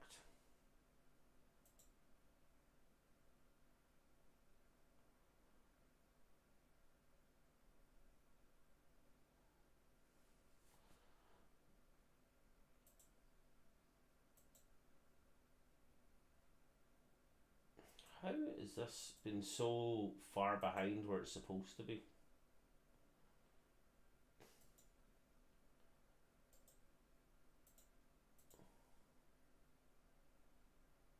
Oh, are they all in the wrong one?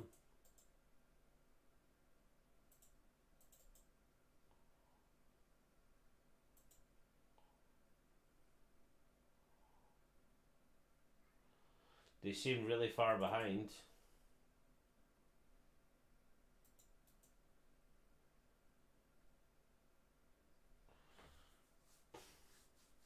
It's going to be crossed in here. Sorry, I was trying to fix out my filters here.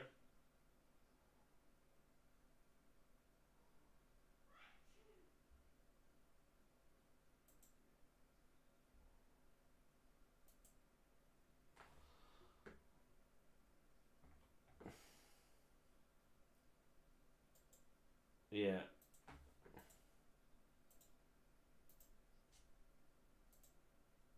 See, you can only add in a half a second delay on the renders.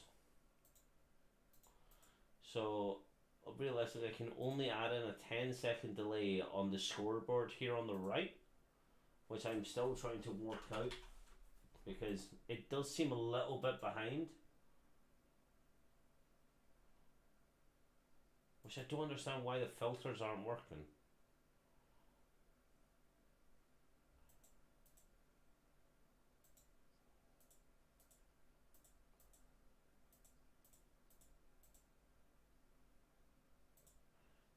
Because it's still, at my screen, is absolutely perfect where it's supposed to be. So, we carry on. Not much has really happened in the second half. So I say second half, it's bloody 9:45 and we're only 20 minutes into the game because of the bloody rain and Georgia's whinging and all that sort of thing. But it's going to go out now for another Scotland throw.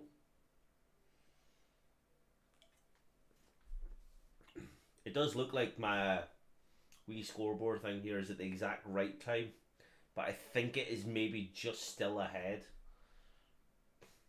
Yes, it is. Because this is live, and the YouTube delay is also a little bit further. Aye, that's like 7-8 seconds ahead. Can I not just like make that like 1000 or something?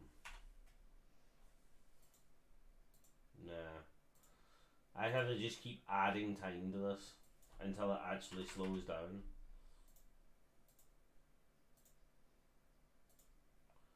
Just gonna have to keep adding time to this, unfortunately, until we get there.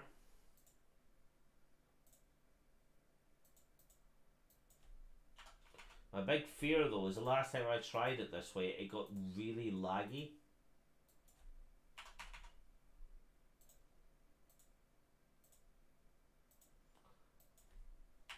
So we'll see how this much goes.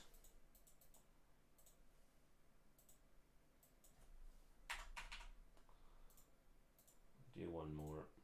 So I'd rather it be behind me than where we're at.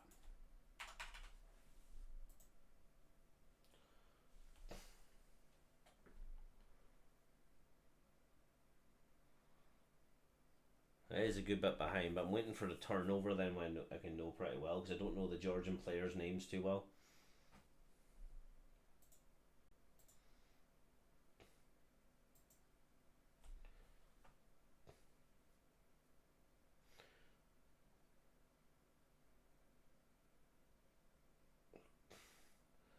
There's going to be a touch here.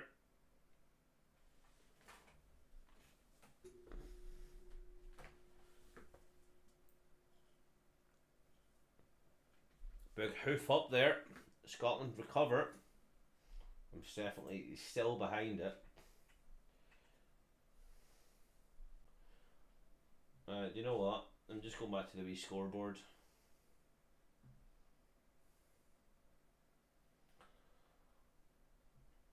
Because it's just too hard to get that to be right.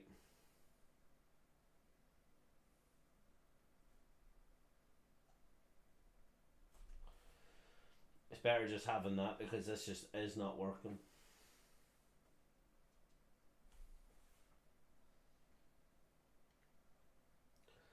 I need to learn how to just Streamlabs works a good bit more.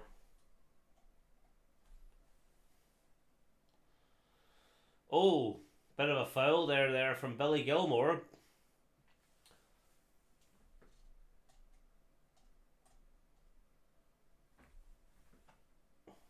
Try and get this one set up correctly.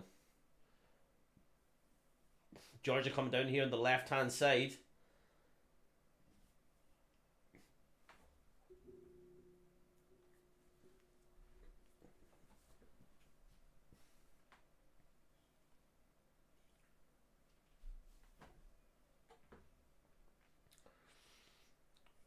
Goal kick here from Angus Gunn out to Jack Hendry.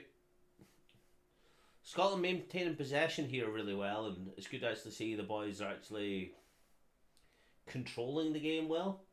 They're sort of blocking Georgia out.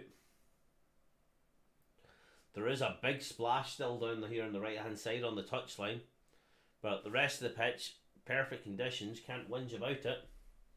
Kieran Tierney, yet again, pushing forward. He seems to be one of the only people here that are pushing forward, especially from centre back. Callum McGregor takes it in there. A bit of a tackle there from Georgia. Comes straight into their keeper. Kieran Tierney, yet again, wins it. Touches down for Callum McGregor. That old Celtic synergy coming through. Robertson does it out. It's going to be a Scotland corner. They're doing well so far.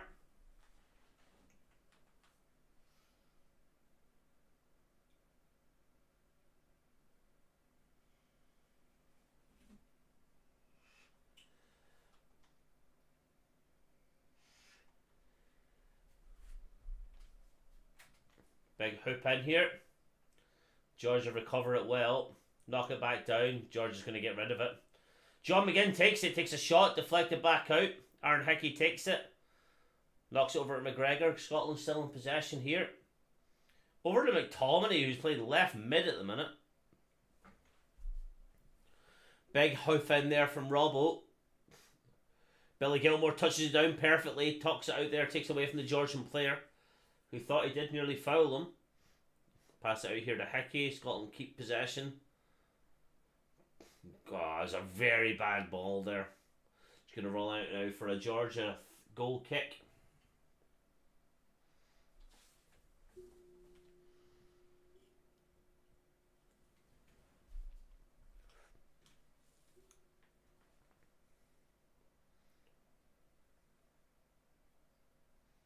Two hours ago, the first goal was, about 20 minutes match time. Is it lagging now?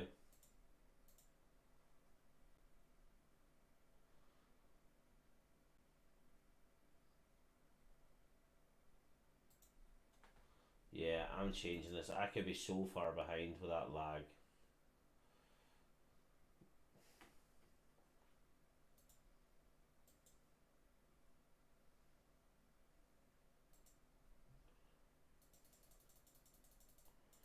It just looks like I'm lagging so much in this stream, like I'm so far behind.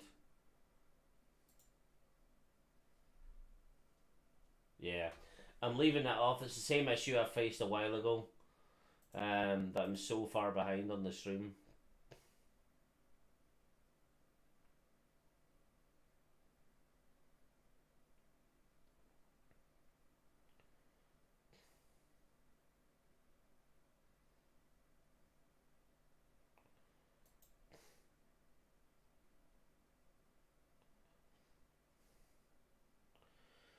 Scotland pushing forward here with Callum McGregor.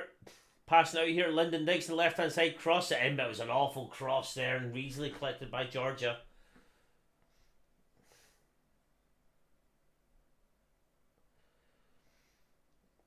Great interception there from McGregor though.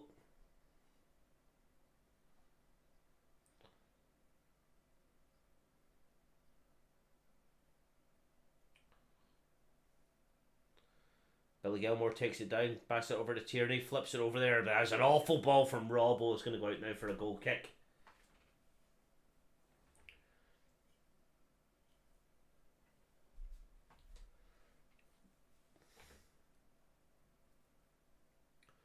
Your man there looks like the dad from Derry Girls, the Georgia manager.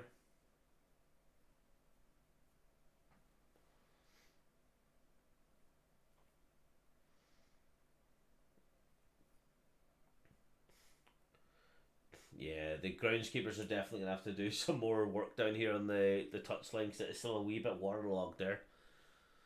Going to be a throw in now to Scotland though. Ryan Porte is taking it. The good thing is there is no rain though. Big hoofed it over there, Lyndon Dykes and Scott McTominay, who got in each other's way, and Georgia clear it.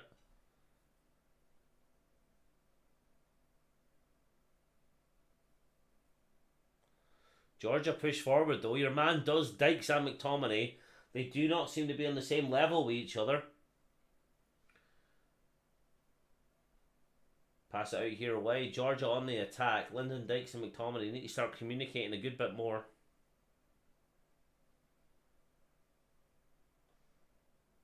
Pass out here at number 23 for Georgia. Over to number 4, and Georgia have got the possession of the ball at the halfway line, looking for somewhere to come forward. Don't really know what they're doing though.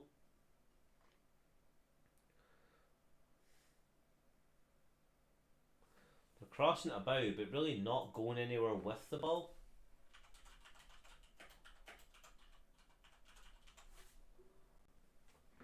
They're sort of pushing it through.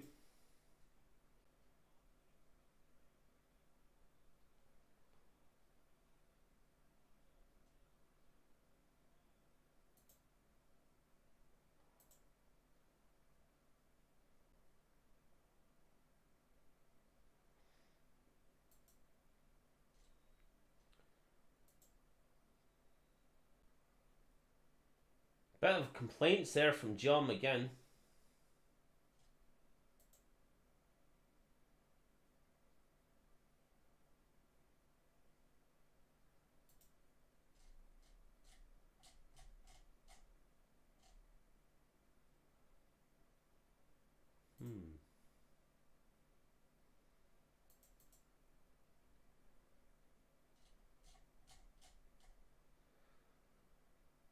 Very confusing result here so far, in terms of, like, not result in terms of what it is, but in terms of the way people are playing.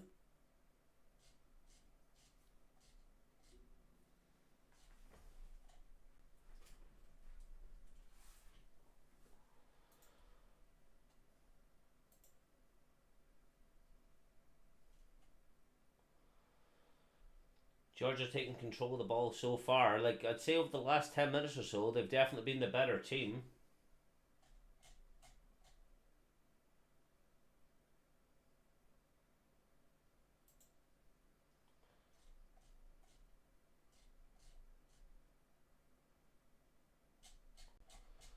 They're going for it though, and you got to respect it from them.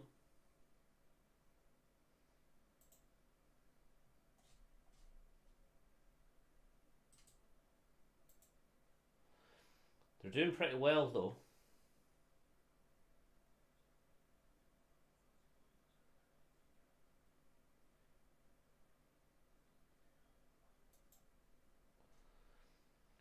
Scotland now have a throw in here on the left hand side. They're pushing up.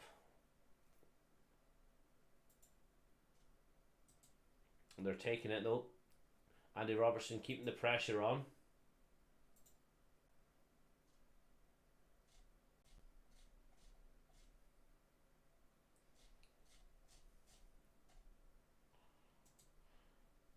Kieran Tierney with a big lofted ball through in there. Takes it down there and he's going to chase it down. Scott McTominay's going to have to come out and push for that one very fast.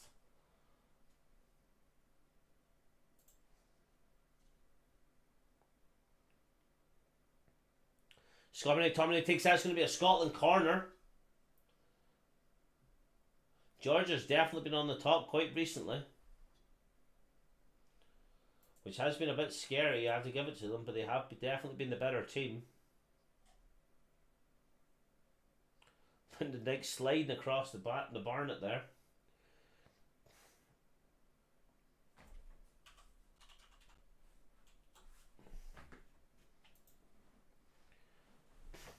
Hickey passed it down here. John McGinn on the side, lofts it through here. Callum McGregor lofts it back in. Getting very well defended there by Georgia. Crosses it back out far. Billy Gilmore recovers very well though.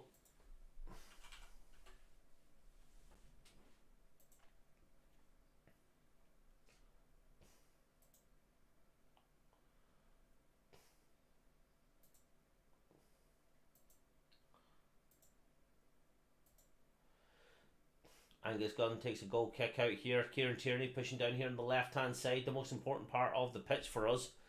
When we've got the overlapping of Robbo and Tierney. Pass out here at McGinn. Pushing forward again through Aaron Hickey. Scotland on a very good attack. McTominay pushed it forward there, but a very bad pass from Hickey. It's going to run out there for a Georgia goal kick again. Things are heating up though. Things are a bit different to where they could be.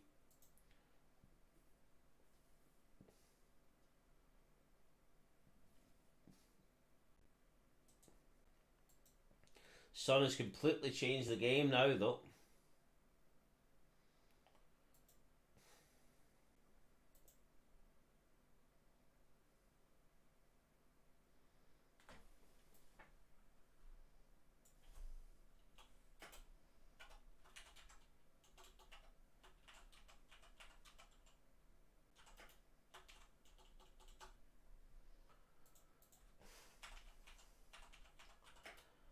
Big throw in there from Porteous.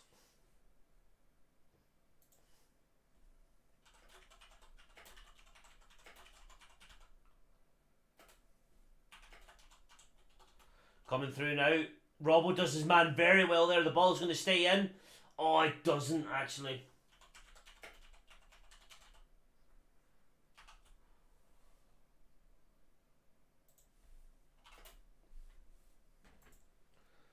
He's doing it very well though. It's going to be another Scotland goal kick here. What's that? We're going to give it 10 minutes extra of the first half at 10 o'clock. The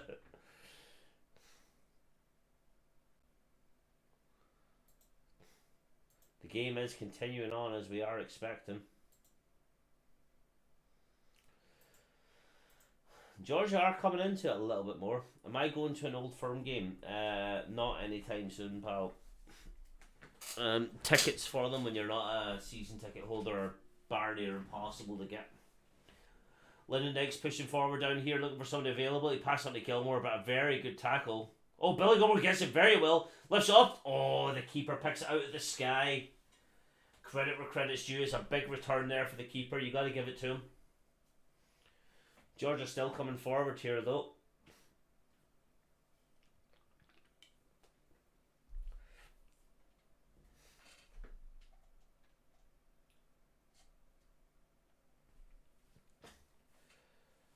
Big hoof back here, takes it through.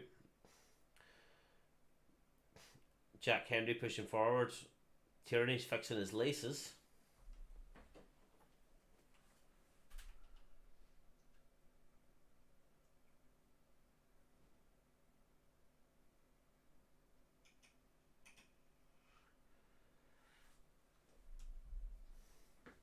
Game coming forward a bit more. Have you been to any Old Firm games yet, Blue Baron?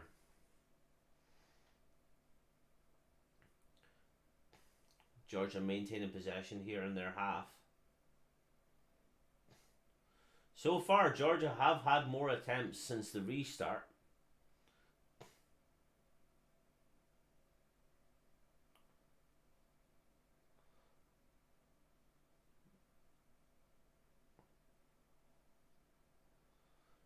Yeah, I think the crowd needs a bit of re-energizing here. Maybe it was better if we did continue this tomorrow. Because so far, since the restart, Georgia are coming into it a bit more. I say Scotland have still had like the better in front of goal opportunities, but not in terms of possession as attacks. Scotland are still chasing this down, but it's going to have to be a big halftime team talk from Big Clarkey. He's offside out. It's going to have to be a big team talk from Clarkey at halftime.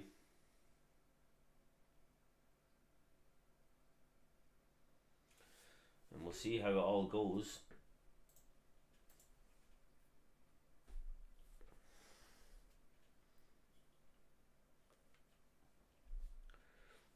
Porte's over to Billy Gilmore. Scotland still coming into this game though. I'd say it's still in their favour in terms of who's been the better team, but I can't deny that Georgia have actually done a good job since the restart. I think the anger is playing on their side because they're playing now for frustration, which, as you know, sometimes when you get angry you start to concentrate and play better. But a great turn here from John McGinn, pushing forward there, looking for someone to be available for him. Now he had to play the safe option over here to Kieran Tierney. And it's back to goal. Callum McGregor pushes forward there again. Over to Robbo. Back to McGregor. Pass to McGregor. Over to Tierney. Hoffs it in, but way too high that John McGinn had to have a header to it. Unfortunate there for McGinn though. It was a good chance there. This is what I'm talking about though. The fact that Scotland are actually getting the better opportunities in front of goal, even though Georgia's probably had more attacks. Ours have definitely been more threatening than theirs. So we have to take them as they come. But fair play to Scotland so far. They've held on to that lead since, well, a goal that was felt like 2 and a bit hours ago. But it's going to be a very high Scotland thrown out. Callum McGregor wants to take it quick, and he does get to. Over to Billy Gilmore. No, sorry, Robbo. Pass it through to McGinn, who absolutely scoffed it. 1-0 Aaron Hickey though recovers. McGinn. That's just so unfortunate. I think the surface did play a part to that there. Scott McTominay recovers here, yet playing again left mid. You gotta give credit McTominay here. He's really controlling that left hand side of the pitch for some reason when he's playing right centre defensive mid. Passing over here, Aaron Hickey and Porteous, they've got a good connection so far. Billy Gilmore, Porteous keep passing it around each other. That's good. That's going to be a foul though. Oh, it doesn't. Georgia get it on here on the counter. Should have been a foul him again, but there you go. There's the proof that the pitch is fine to play on because the ball rolled out.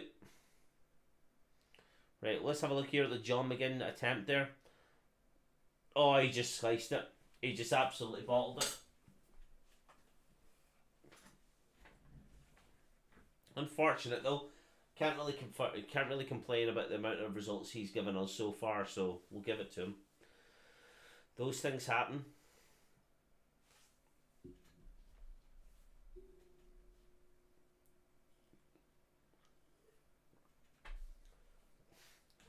It's going to be so weird having half time at 10:30 at night, probably, by the time it returns, second half.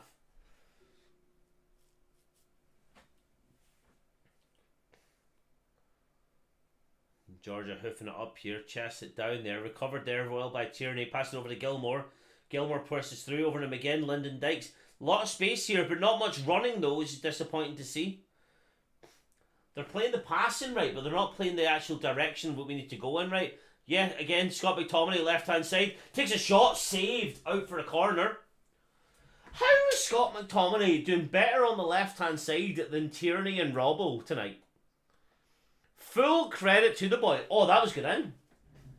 Absolutely good in. Fair play to Scott McTominay. He's doing an incredible job on this left-hand side.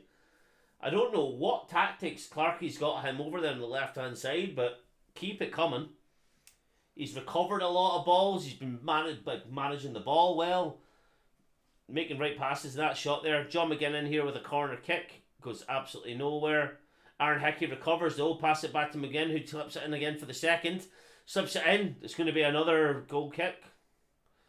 No, sorry, another corner kick. Scotland keep the attacks coming. The results will follow. Who's taking this one? McTominay is taking the corner kicks. He's had some instruction for this left-hand side tonight. How is McTominay on corner kicks? Jack Henry's getting a roasting from the ref for having long arms.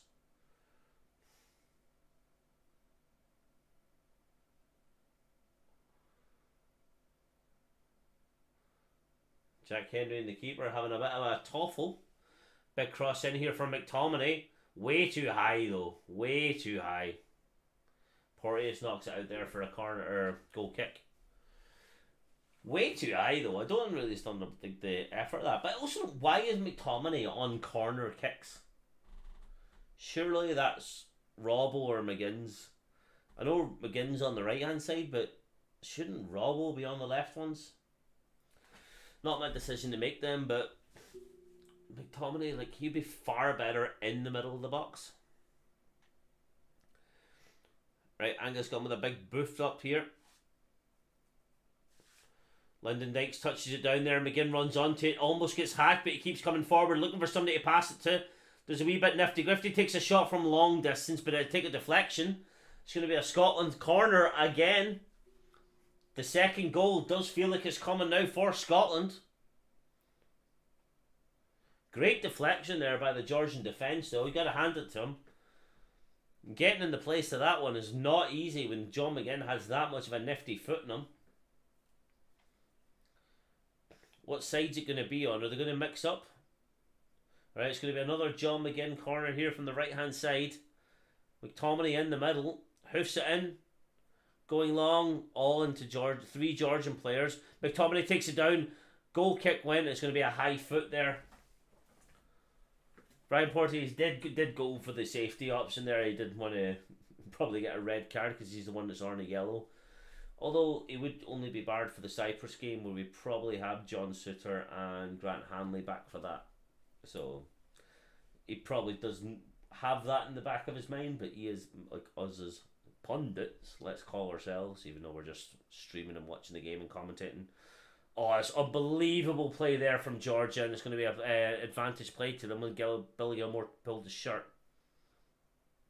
Number 7 here, some nifty feet, but it's going to be a great challenge there after he pulled his shirt.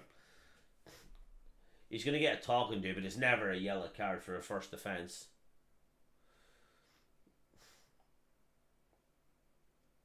They're saying it should be a yellow card, but I don't agree. Not your first offence. 4 minutes left on the half. Lofted through ball here at number 11. He is onside. He does Aaron Hickey, but Aaron Hickey still gets back into position here. Over to number 7 again. Pass it out. Number 18 does a long shot block there perfectly by Callum McGregor.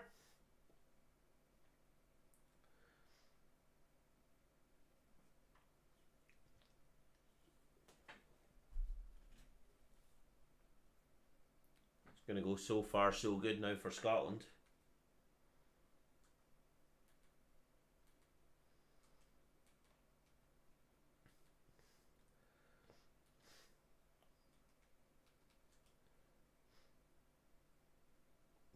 Georgia has a big whiff in there. Sorry, I was completely in my own wee world there. John McGinn controls, hoofs it back. Georgia retake recovery here. Minute half there. It's going to be a throw into Scotland though at the halfway line.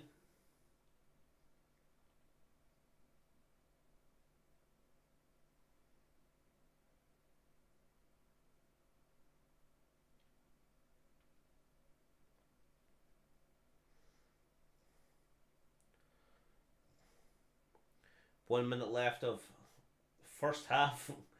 10 past 10. I heard that from here. Going to be a free kick to Georgia in their half. Yellow card to Hickey. That seemed a bit soft.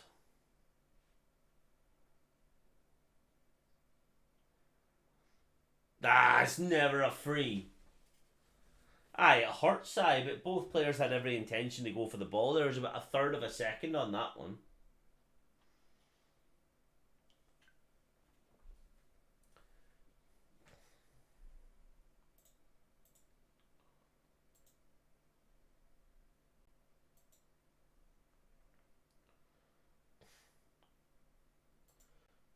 Going to be a big hoof.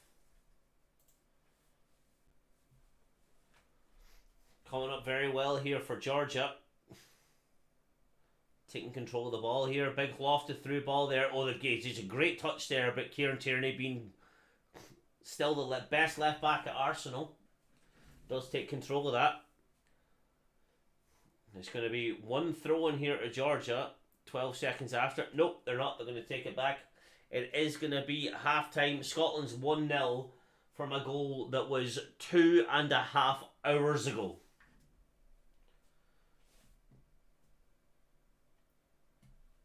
Well, 2 hours and 25, but yeah, 2.5 for all of our sensible people who know how to call it. I'm going to go and take a short break because, well, I'm like 9 cans deep. No, not 7. I'm several cans deep and I need to pee. But yeah, we will be back in 15 minutes. We'll see how this game continues. A very, very controversial game no matter what side of the coin you're on. But as it stands, we're still 4 games out of 4 games in this nation. This Germany qualifier. I'm a bit confused about how this is going because I don't know how to feel about it. But we'll take it as it is. We will be back, and thank you everyone for tuning in.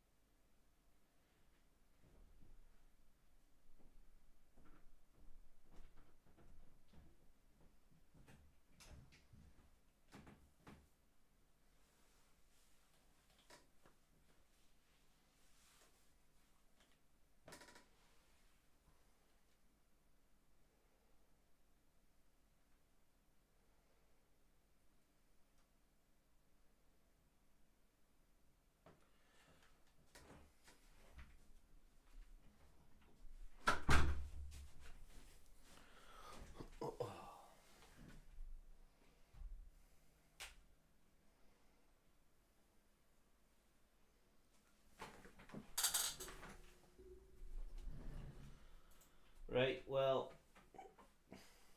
it's starting to get really dark outside now, which would have been fine if this was a November kickoff, but we are in, what? Is tomorrow the longest day, normally, isn't it? Sorry, there's a fly in here. Tomorrow's normally the longest day, so we'll see how it goes. We still have an entire half of football. As it stands, we're still winning, but Georgia, I don't know. This game could go either way. I'm hoping the Steve Clark second half is going to come in and sort this all out.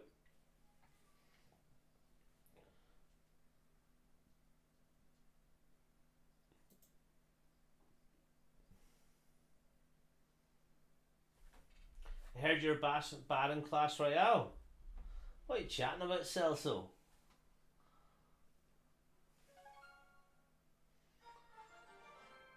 That's the game of choice.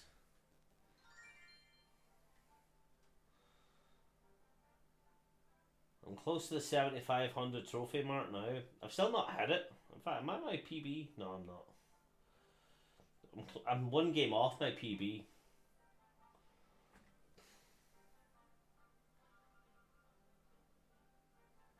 Oh, it just goes blurry.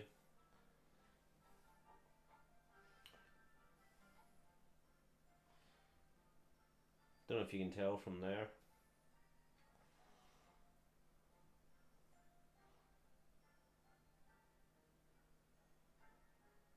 Oh. Prime Video. Okay. Dodgy spam attacks, but yeah, we continue.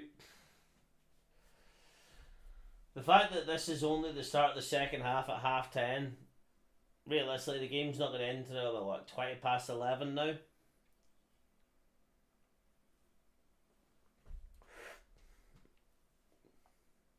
They have ran it out well. It feels like if this game just runs out, it's going to be a very lackluster and not enjoyable moment, but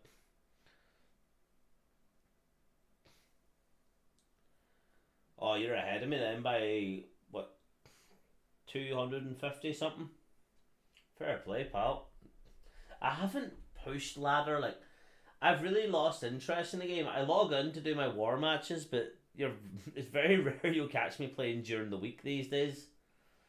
Like, and I hate the fact that the only time the war matches are weekends, because I'd rather be doing stuff on weekends, not balancing my schedule and spending about half an hour like just playing matches that I don't get anything from. Right, the game is going to continue here in the second half after a postponed game. Every other match is well and truly concluded. Every other player has already got their flight away now to their summer holidays and all sorts. This game is going to come out now for the final 45 minutes of football now for the whole of the European qualification for Germany. And as it stands, Scotland are topping their group, but Spain have got a lot of matches still to play. But after beating them, we better continue this form. Beating Georgia is going to be massive for us today.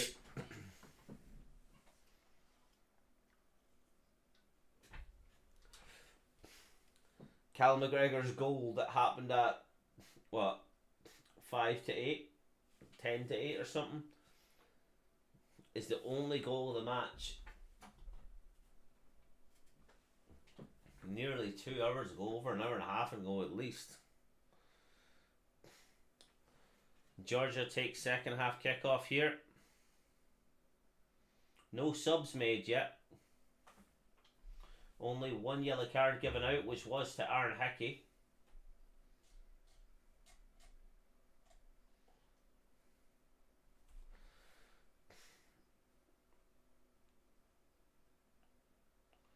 And kickoff has resumed. Georgia take kickoff, passing it around the back here, looking for some area to price into. Hope Steve Clark's given them an absolute roasting, because they did kind of drift off towards the end of that first half. obviously everyone's tired, but you can't blame that. They were the ones that didn't want the match to continue, so we need to take advantage of their frustration. Hopefully they make mistakes. Billy Gilmore, though, taking great control there, but a really bad pass again from Robert. He's not been the best today, Robbo. He really hasn't. I'd say man of the match so far has been our Scott McTominay. He's been all over the shop, making great interceptions and tackles and great whips in. Other than that, I'd say Robbo's definitely got to be in the worst shape of our team, but that's only in player ratings. Like, he's still got the ability to do something absolutely magnificent. Big hoof up there, Tierney to Andy Robertson. Takes it down, another touch. McTominay comes out! I called it there and then! McTominay has been our man of the match, and he just fucking scores a peach there. And Robbo assisted after I just gave him, he's not been that great, has he? 2-0.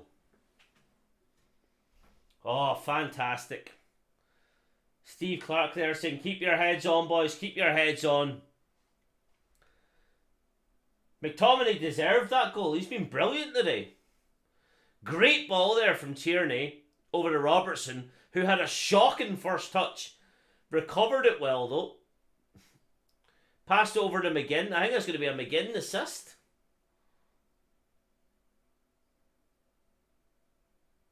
Oh, McTominay done so well there.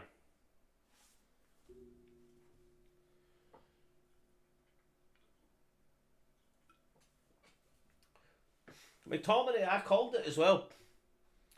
I know the commentator said that, but realistically, I say Scott McTominay's been our best player of the day.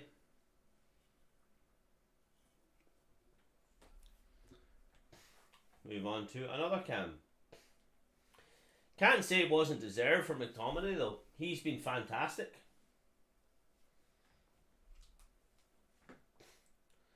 Can't stop scoring for Scotland, but can't even get a game for United.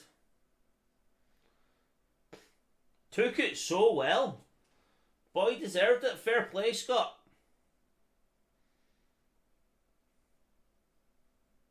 I know you're from Lancaster, but you can be for Scotland all you want.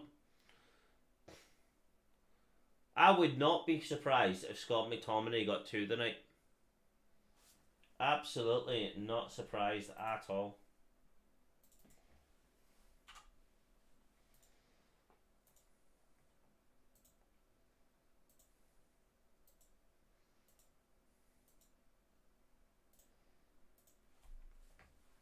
Fully deserved it.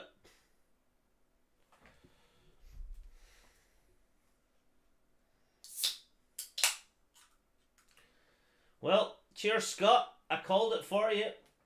It carries on.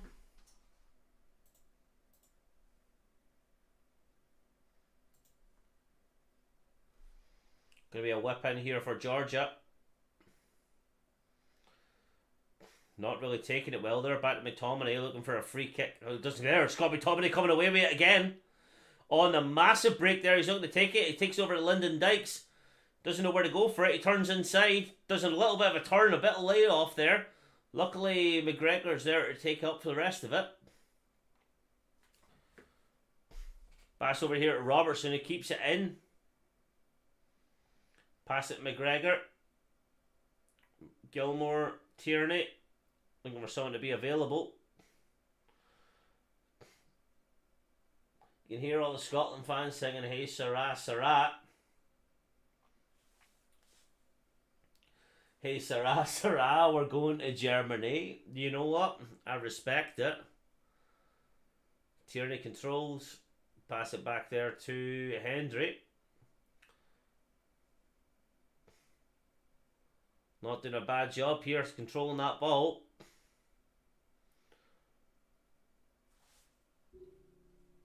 Scotland made about 20 odd passes here, not losing possession.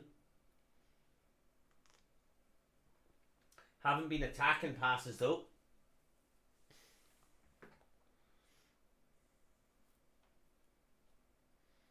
Awful ball. Awful ball.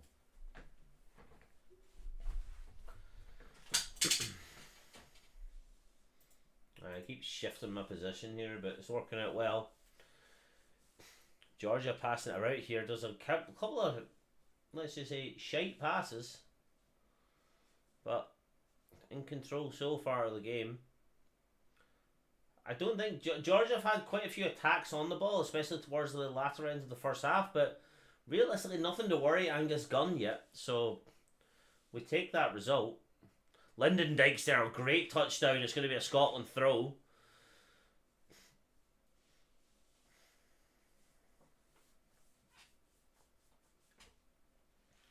Scott McTominay, though, has been electric this entire European qualification.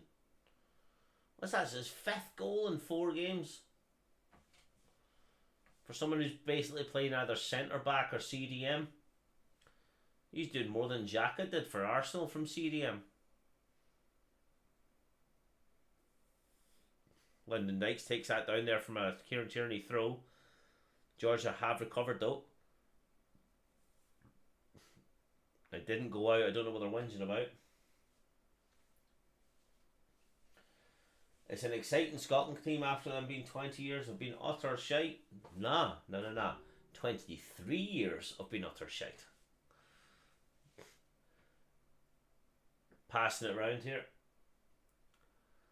McGinn coming up here now with a great touch of the ball, but Georgia do recover. Slide tackle is getting all over the joint here. It's going to be a Scotland throw, or Scotland free kick, apologies. Let me get a wee refresh on the thing here. I'm taking the information from Soccer Way.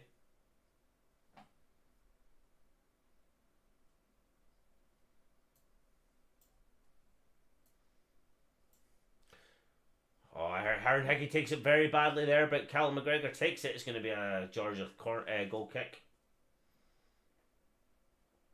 Yeah, 23 years have been utter shite. Except that game, except the Nations League, where we seem to love the Nations League for Scotland. We started that off on the 3rd lowest league and now we're on the top.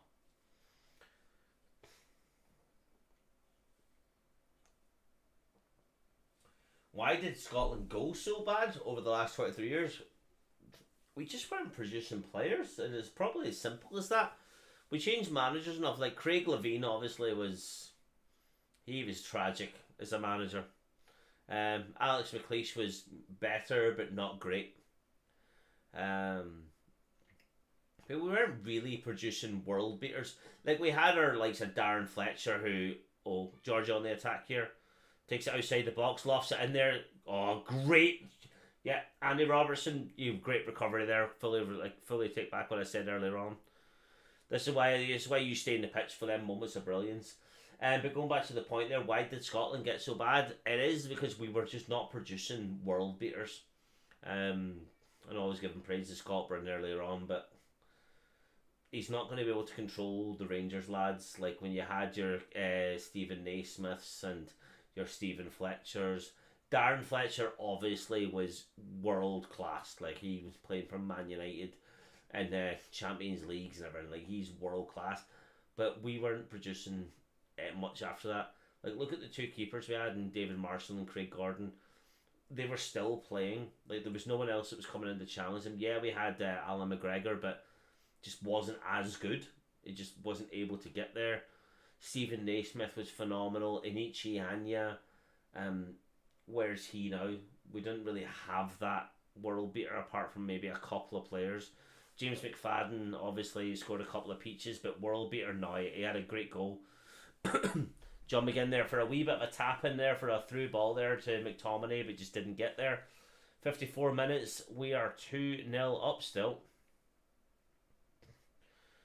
Porteous getting absolutely hacked down to the ground there.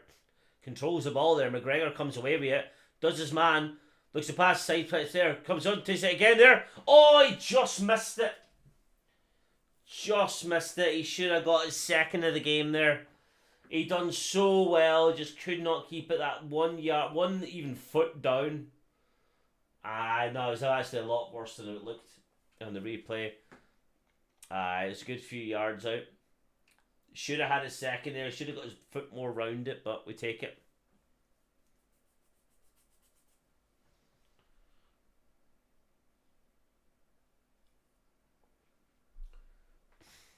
Georgia making a double sub here, try to get back into the game.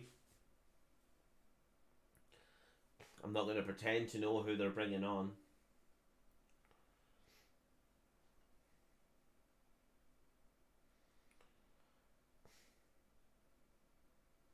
Georgia playing out here from the back. Scotland maintaining their shape very well. Got to give them a lot of credit for that. I don't know what subs we're going to make.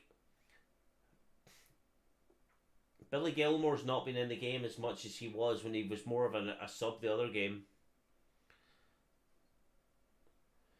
Yeah, Kenny Miller, like, fantastic player, but world beater? Nah. You saw what it was like when he went to, was it Wolves? Absolutely just nothing.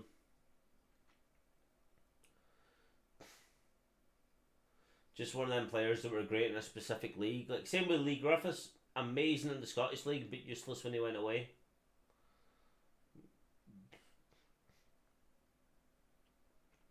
Just know how to play a specific way, and that was it. It's probably, if you bring it down to the gist of it, it's players that knew how to play against different leagues and stuff. Whereas, like, back then, we were only really Celtic, Rangers, Hearts, Hibs, Aberdeen players. But now we're sending players out to, like, McTominay nearly got a second of the game. But you look at the likes of, like, the fact we're sending Lewis Ferguson out now, we're sending Aaron Hickey out, Kieran Tierney, McTominay, like, we're getting more of a thing out. Yeah, no, I agree. Kenny Miller was that standard. But do you know what? He might even be just top a championship, but an unbelievable Scottish League player. Unbelievable, like, because he was bagging, like, what, 30 odd goals a season. The thing is, he wasn't coming up with defenders that he really had to run against with him. He had great feet, great target, but he wasn't a runner. He was more of like your Giroud player, but not as good in the air. I respect Kenny Miller. I don't really care about the fact he went from Celtic to Rangers. Like, for him, the math made sense, but yeah, for him the sum made sense. I can't complain about that, because if it was a different league, if it was an AC 10 Inter deal, you would do it too, and you've got to take them on the chin. That happened for him, but I don't think he was. He just didn't have the legs to keep up with the Prem.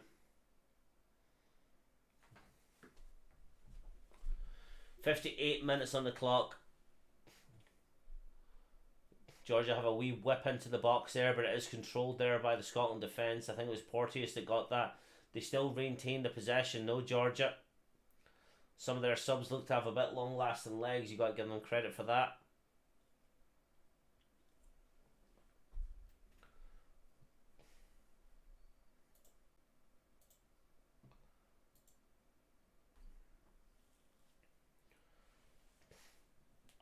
Pinning the ball down well.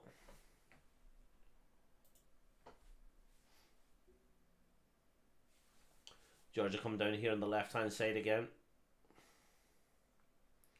Big whip out here, number 3. He's going to go for a long shot. It's miles high though. Miles high.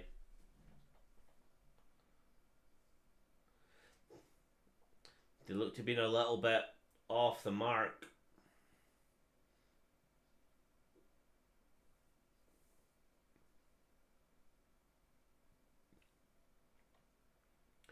Georgia look a little bit fuming here, but originally they did want this game to be called off over, what, 2.5 hours ago?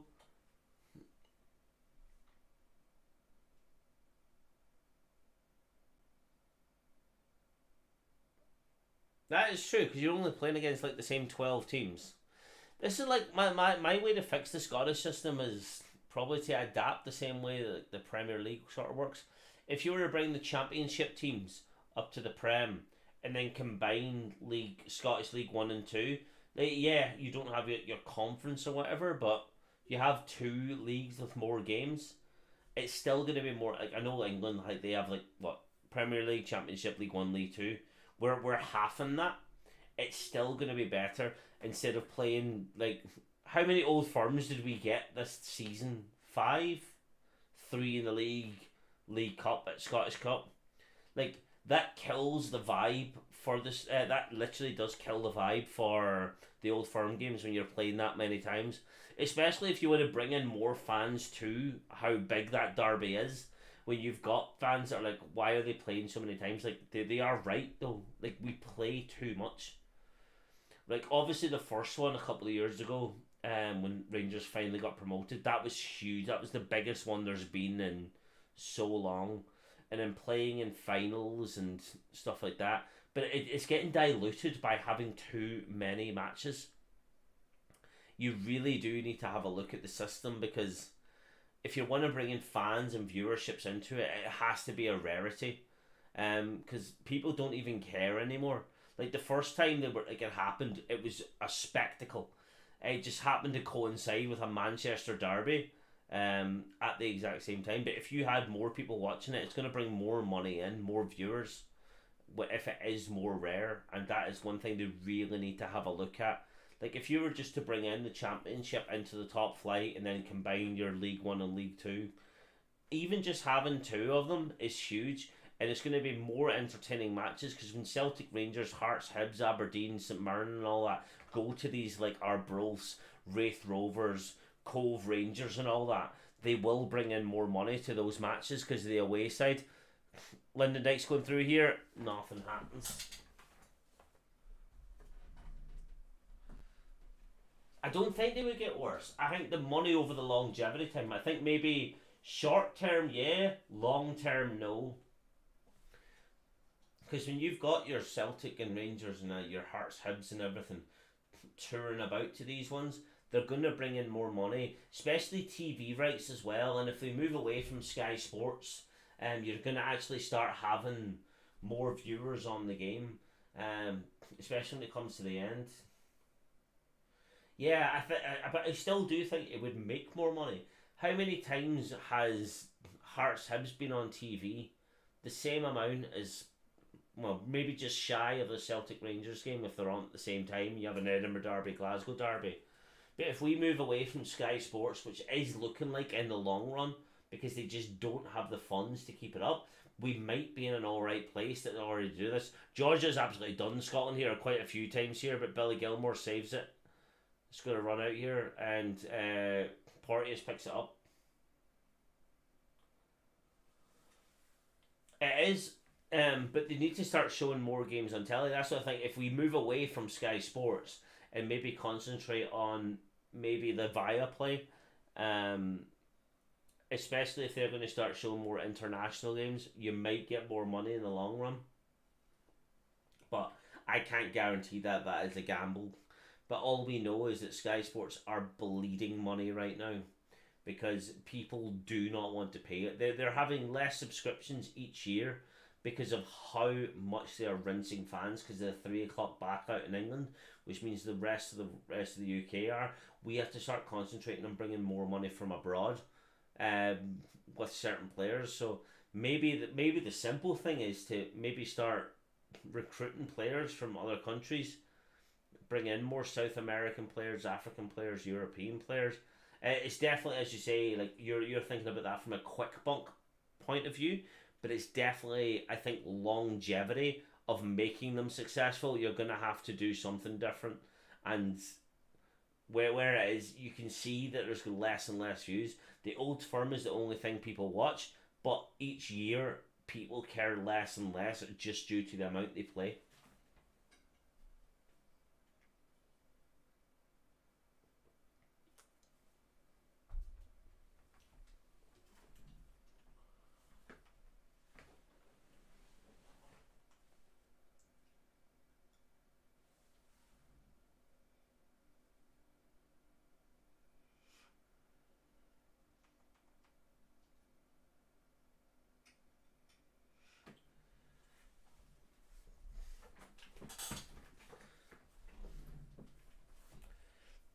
This game has really become boring.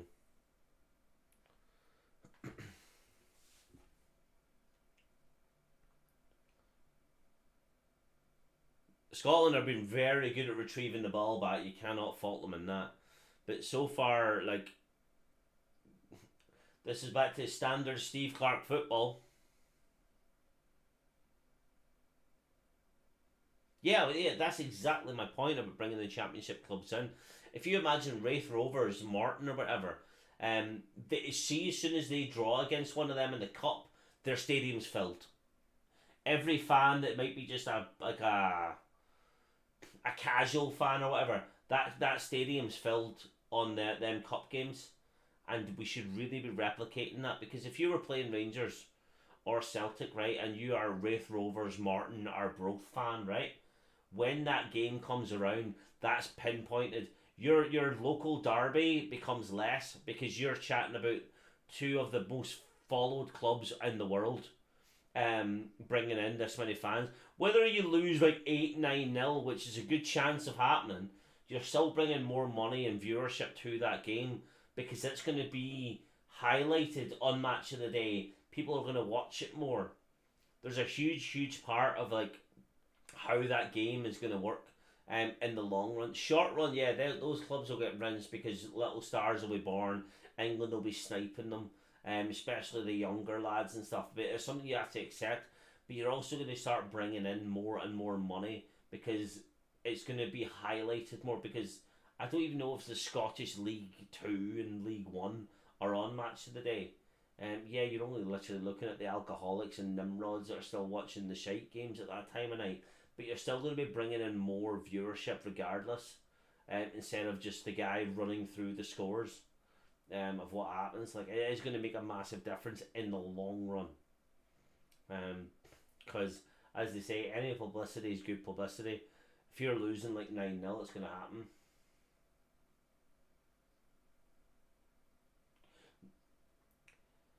You've got a point there, but I know you're probably chatting about your Kilmarnocks and your Ross Counties and your Motherwells and all them sort of things.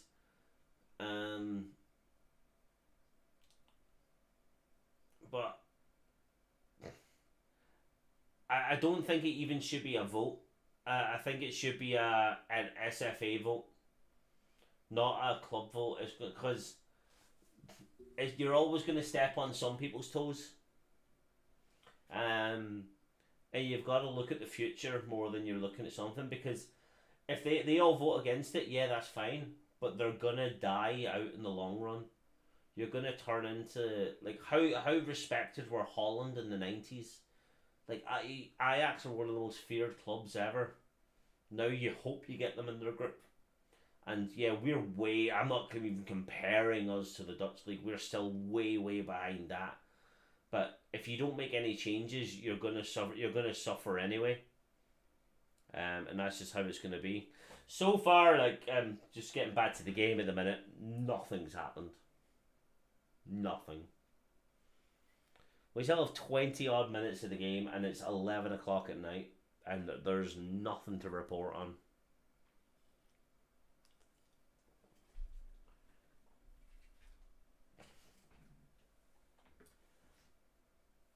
Yeah, 14 team could work. Like, maybe I could, like, I'm open to interpretation of the fact that maybe you take some of the championship clubs up, and then you bring up League One, like half of that to that, and maybe have 3 leagues. That could also work.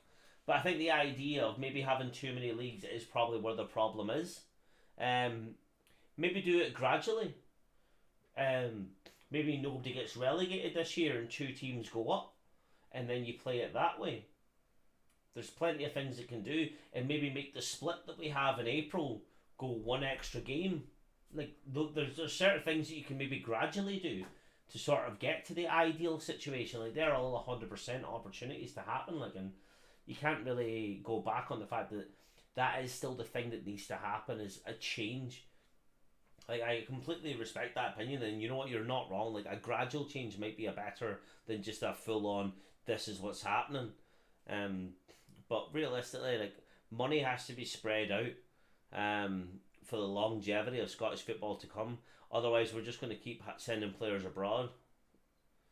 Like, could you tell me how many players start for like in the Nigerian league that play for the national squad? Probably not. I definitely know I couldn't. But I could tell you about 3 players that start for Nigeria that play abroad. Like, look, how many players on this entire starting 11 for Scotland started for in the Scottish League in the last couple of games. You have Cal McGregor, and I'm done. Every other one plays abroad.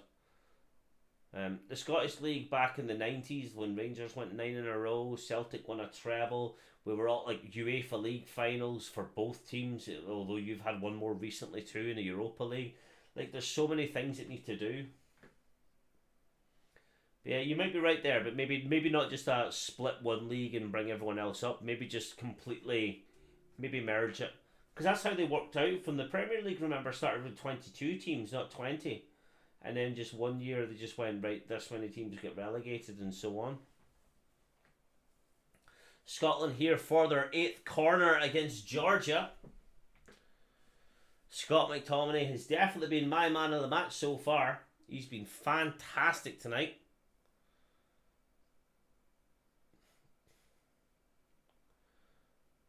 Pass it out there, taking a short corner over to Billy Gilmore. Back to John McGinn, I think. Can't really see the numbers from this far away. Whips it in there. Oh, way too heavy there. I don't think Scotland's made a sub yet.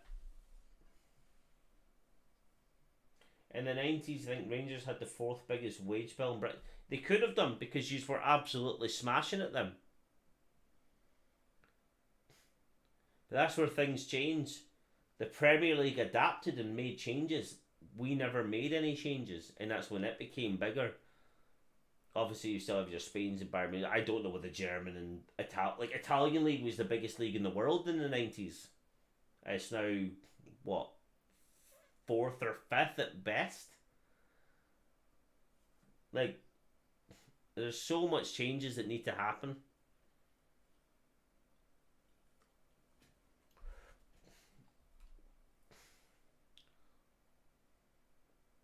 Oh, that's a foul. Oh, the ref played on with that. Yeah, 12 mil in the year 2000 was huge. Absolutely huge. Big cross in here from Georgia. Takes it a big touch there. Shot. Oh, that was close. That literally was a yard away from being 2-1. Not even a yard. It hit the side netting.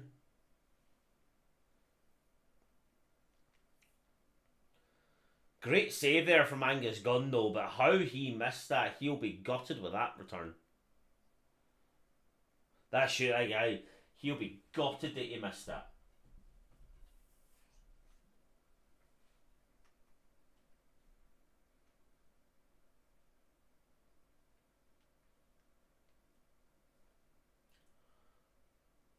Flow, jeez, that is a flashback and a half.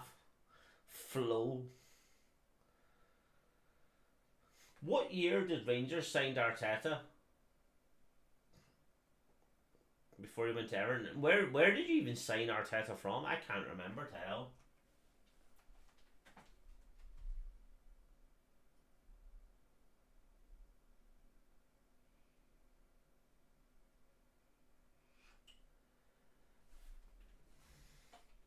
McGregor takes it back up here. Bill Gilmore to Robertson, passing it around the back. Nothing's really happening here. Pushing down here on the right hand side. Aaron Kickey still on a yellow card. Over to McGinn. Holds it well. Getting his shirt dragged to hell. That's going to be a free kick to Scotland. Was it Espanyol? I knew it was Spain, obviously, but well, if that was a £1 million drop, you'd be putting about 70% of that on Spain, just based on nationality.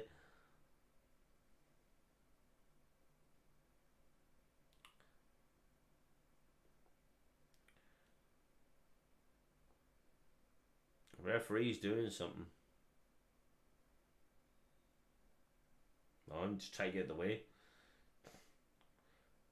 Party is to Hickey, Robertson. McGregor takes it down here, holding it down in the corner flag, looking for someone to be open. Over to Billy Gilmore. Takes a touch out. Georgia do recover. It's still kept in play. It's going to be a Georgia throw.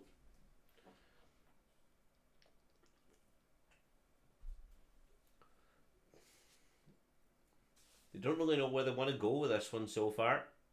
Georgia lofted in there. Great control. I say great control. Probably the worst control of the bloody match. Scotland still waiting on their first sub of the match. But Georgia picking up some some yellow cards here. 11 o'clock and still over 15 minutes to play. Georgia. We have a Georgia fan here in the crowd. They're doing well down here on this left-hand side.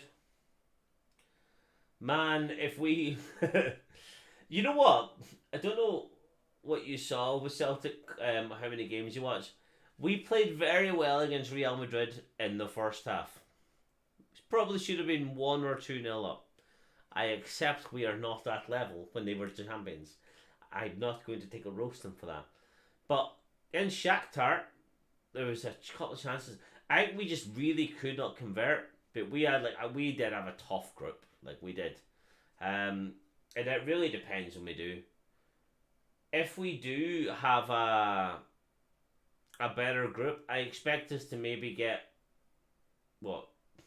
We had 1 point last year. If we get 2 for this, John McGinn on the outside of the box takes over at Lyndon Dykes, takes a shot, takes deflected. John McGinn recovers, pass it over here to Scott McTominay, pass it back to McGregor for safety. Keep control of the ball. Scotland still got it, but a very bad pass there from McGregor leaves Georgia coming down the attack here on the left hand side. Porteous trying to mark his man, gets done. Ryan Skelly trying to fix it out, doesn't know where to go. There's a deflection there. Takes a ball right in the face there.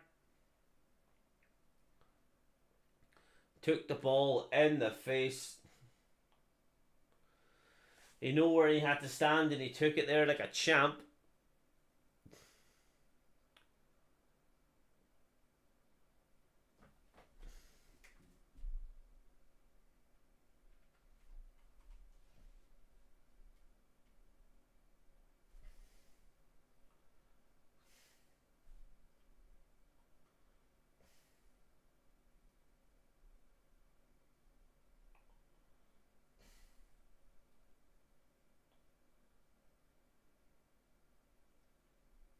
Ryan Jack's coming on, Blue Baron. What do you support him if he scores? Shooter and Jack, the 2 Rangers boys coming in. What you do now, Baron? You supporting them?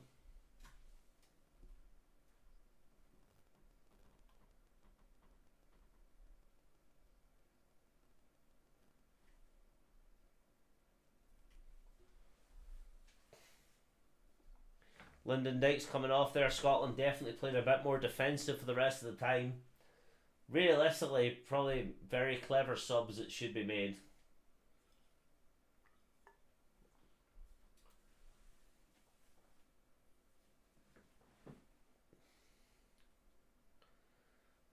Save the day. If we lose now, I blame them. If Rangers literally 2 boys coming on and we absolutely sack it now. Are you expecting them to come on and absolutely flop? Going to be a Scotland throw very high up the pitch here.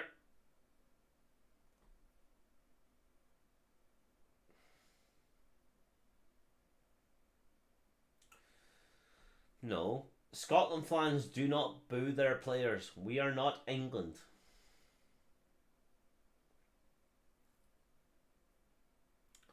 It's good to see some subs though. We've needed some change. Who are we taking off? Tierney, McGregor and Dykes. Makes sense. Oh. Yeah, you're not really going to complain with them subs. Aaron Hickey coming down near the right hand side there. Does his man there, but a great challenge there from the defender there for Georgia. They're coming away with the ball here. Still a lot of time to make up here.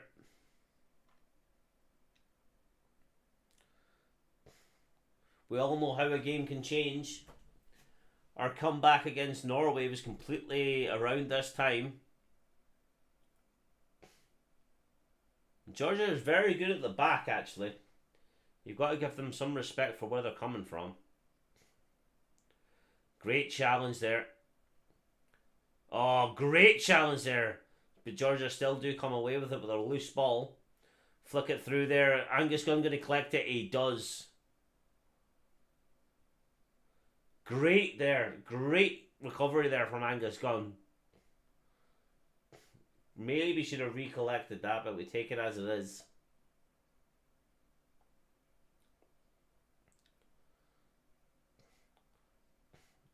Passing down here.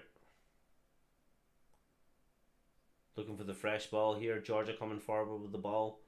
Down the right hand side, looking for somewhere to go for, but the Scotland defence in the back line has been very strong. Suter absolutely smashed that there. McTominay flips it over there to Robbo, who flicks it back, but yet again, Robertson with a very loose pass.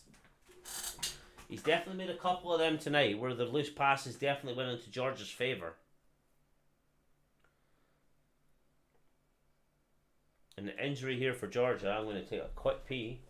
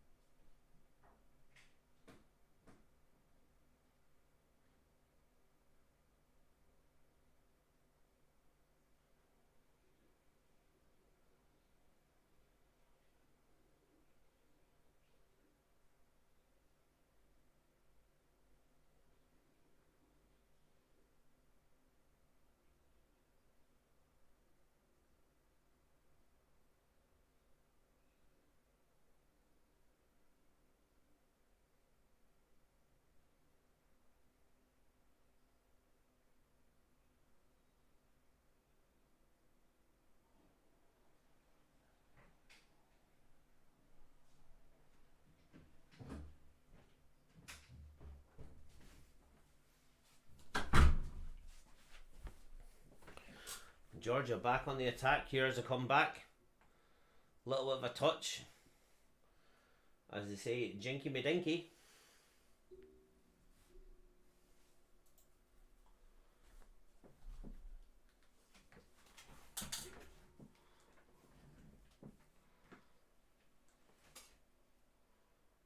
It's coming through here. Scotland recover very well on the reverse counter.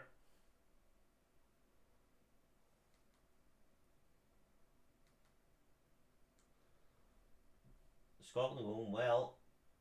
Georgia do recover though with a good couple of passes.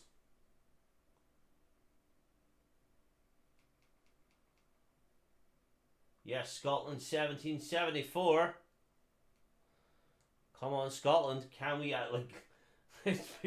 it would be absolute manic if we did not qualify for the Euros at this stage.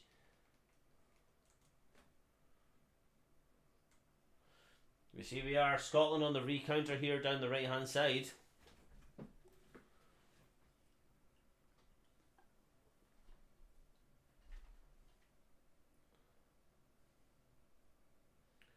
Check my phone there. Georgia keeping possession here on the right hand side, coming down. Be very hard to say that Scott McTominay has not been man of the match for the third game out of 4. He's absolutely deserved it. Great pass there from Billy Gilmore, but picked out. Looking for Kevin Nisbet, but just not there. Man, where is your faith?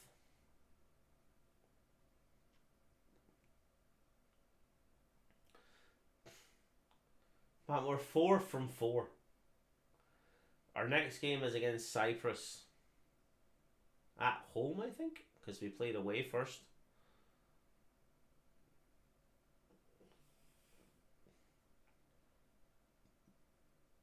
Big turn in there. Georgia outside the box. Should have taken a shot first time. Now he's been muscled out. Had to pass it back there. Good open space here though on the left hand side for Georgia, and way too high again.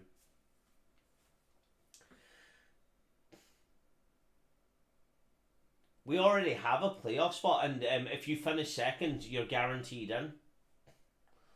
That's the thing with this Euros, they've increased the player count. They've increased the player count, so there's more teams get into the Euros this time. They've only played 2, but we've beat Spain, and they've got to win. They would have to beat us at Spain, as well as win every other game.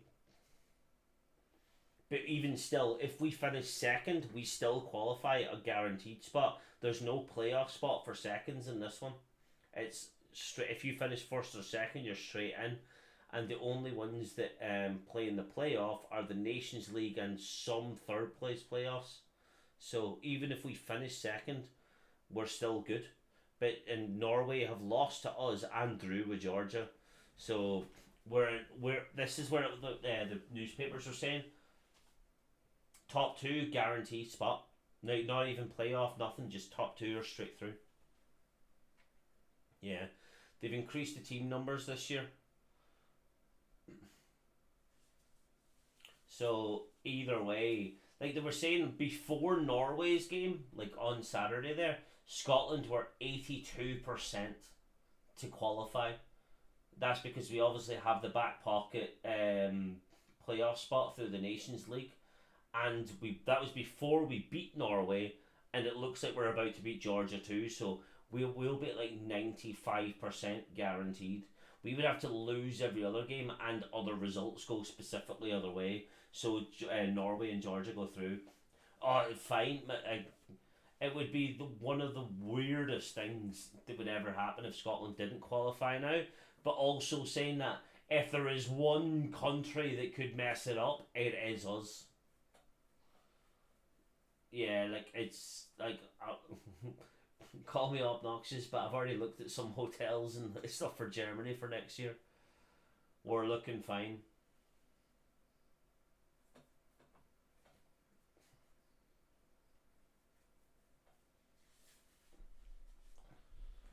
Looking absolutely fine. Especially after tonight's result and our next game's Cyprus. And then our last 3 games are Georgia. And if we beat Georgia away, I don't think it's possible for us to finish below when Spain and Norway have to play each other still as well. I think we're absolutely in the clear of them. But that's only under the pretense that we've beat Cyprus in the next game. That means out of the last 3, we need to get 2 points out of 3 games. As well as all the results going against us. So, yeah. Germany, here we come. Kevin Nisbet takes the ball here. Coming out wide here to Aaron Hickey. And the fact is that if we finish top of our group as well, it will be a far easier group draw. John McGinn here taking down the ball on the left hand side over to Andy Robertson. Pass it back here to John Suter. Yeah, for some reason the bloody flags are still black even though I changed the thing, so I don't really know how to help you with that one.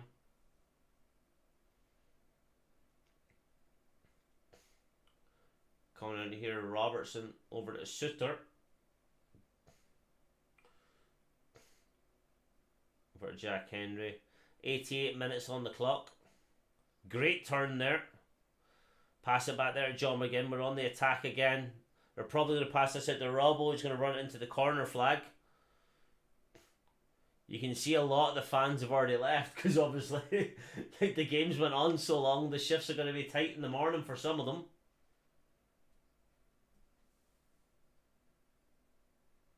I think all flags are banned, man. I haven't seen one pop up. I need to work out that. I think it's because I've got something.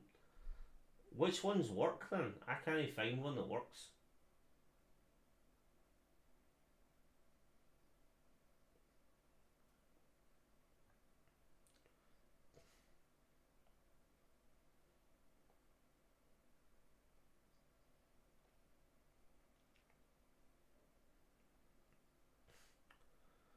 Georgia here on the attack outside the box at the halfway line, which went box to halfway line. They're a bit on the return. 89 minutes on the clock. You can see so many people are leaving because of the time of night. Like they've got to go back because of obviously all the problems we had earlier on. Great challenge there. How is that a foul to them?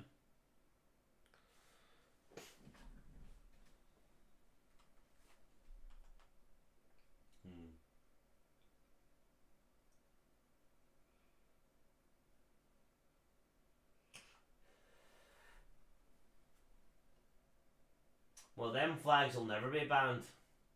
I don't know all the stuff that comes on after that. Maybe they banned it because of the independence. I don't know.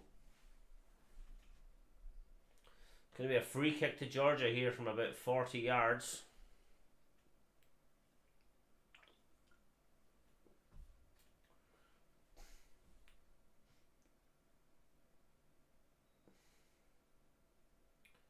He keeps it. It's going to go out here. Oh no, he keeps it in. Jack Henry just absolutely hoofs it up there for a Georgia throw at the halfway line as deserved.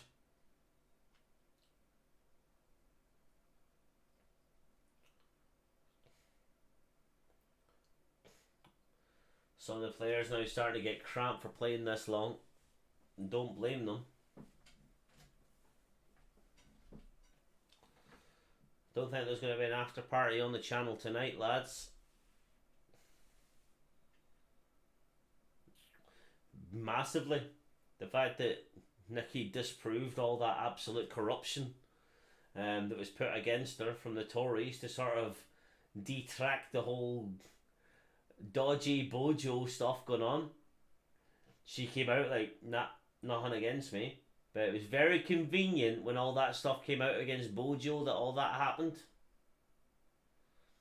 Oh, it's way too late for politics, but it just felt a bit convenient. All that came out with nothing because of Mr. Bojo himself. Ryan Christie coming on now for the final few minutes.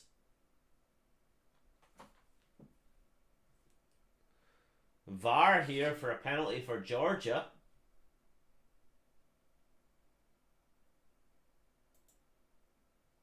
Oh, that's a handball.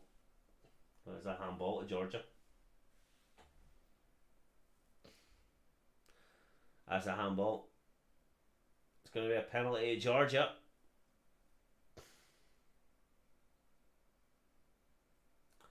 It's going to be a penalty to Georgia. I don't care what the commentators are saying. They said it's never a penalty. That's a penalty. That is a penalty to Georgia. If that was given against me, I'd be raging.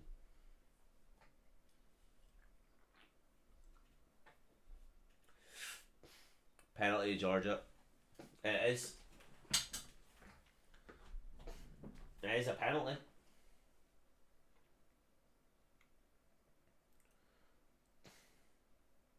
Can Angus Gunn save this? And like, each their own opinion. But if that wasn't given for me, I'd be raging. So I can't say nothing else going the other way.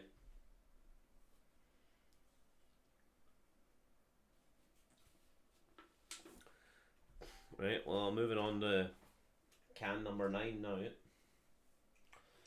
9 cans on a Tuesday night. Who saw that coming? Come on, Angus. You got this.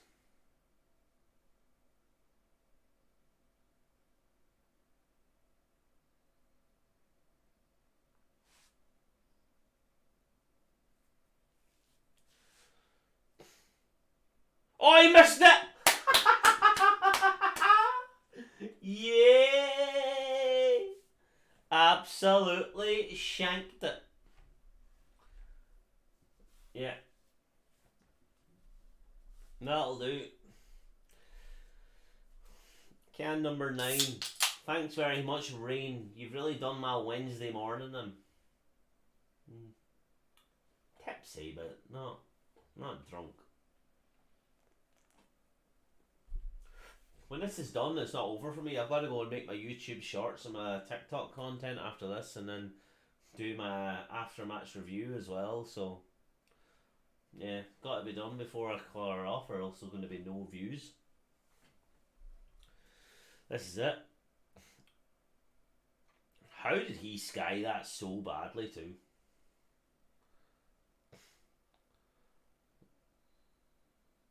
Going to be a touch in here.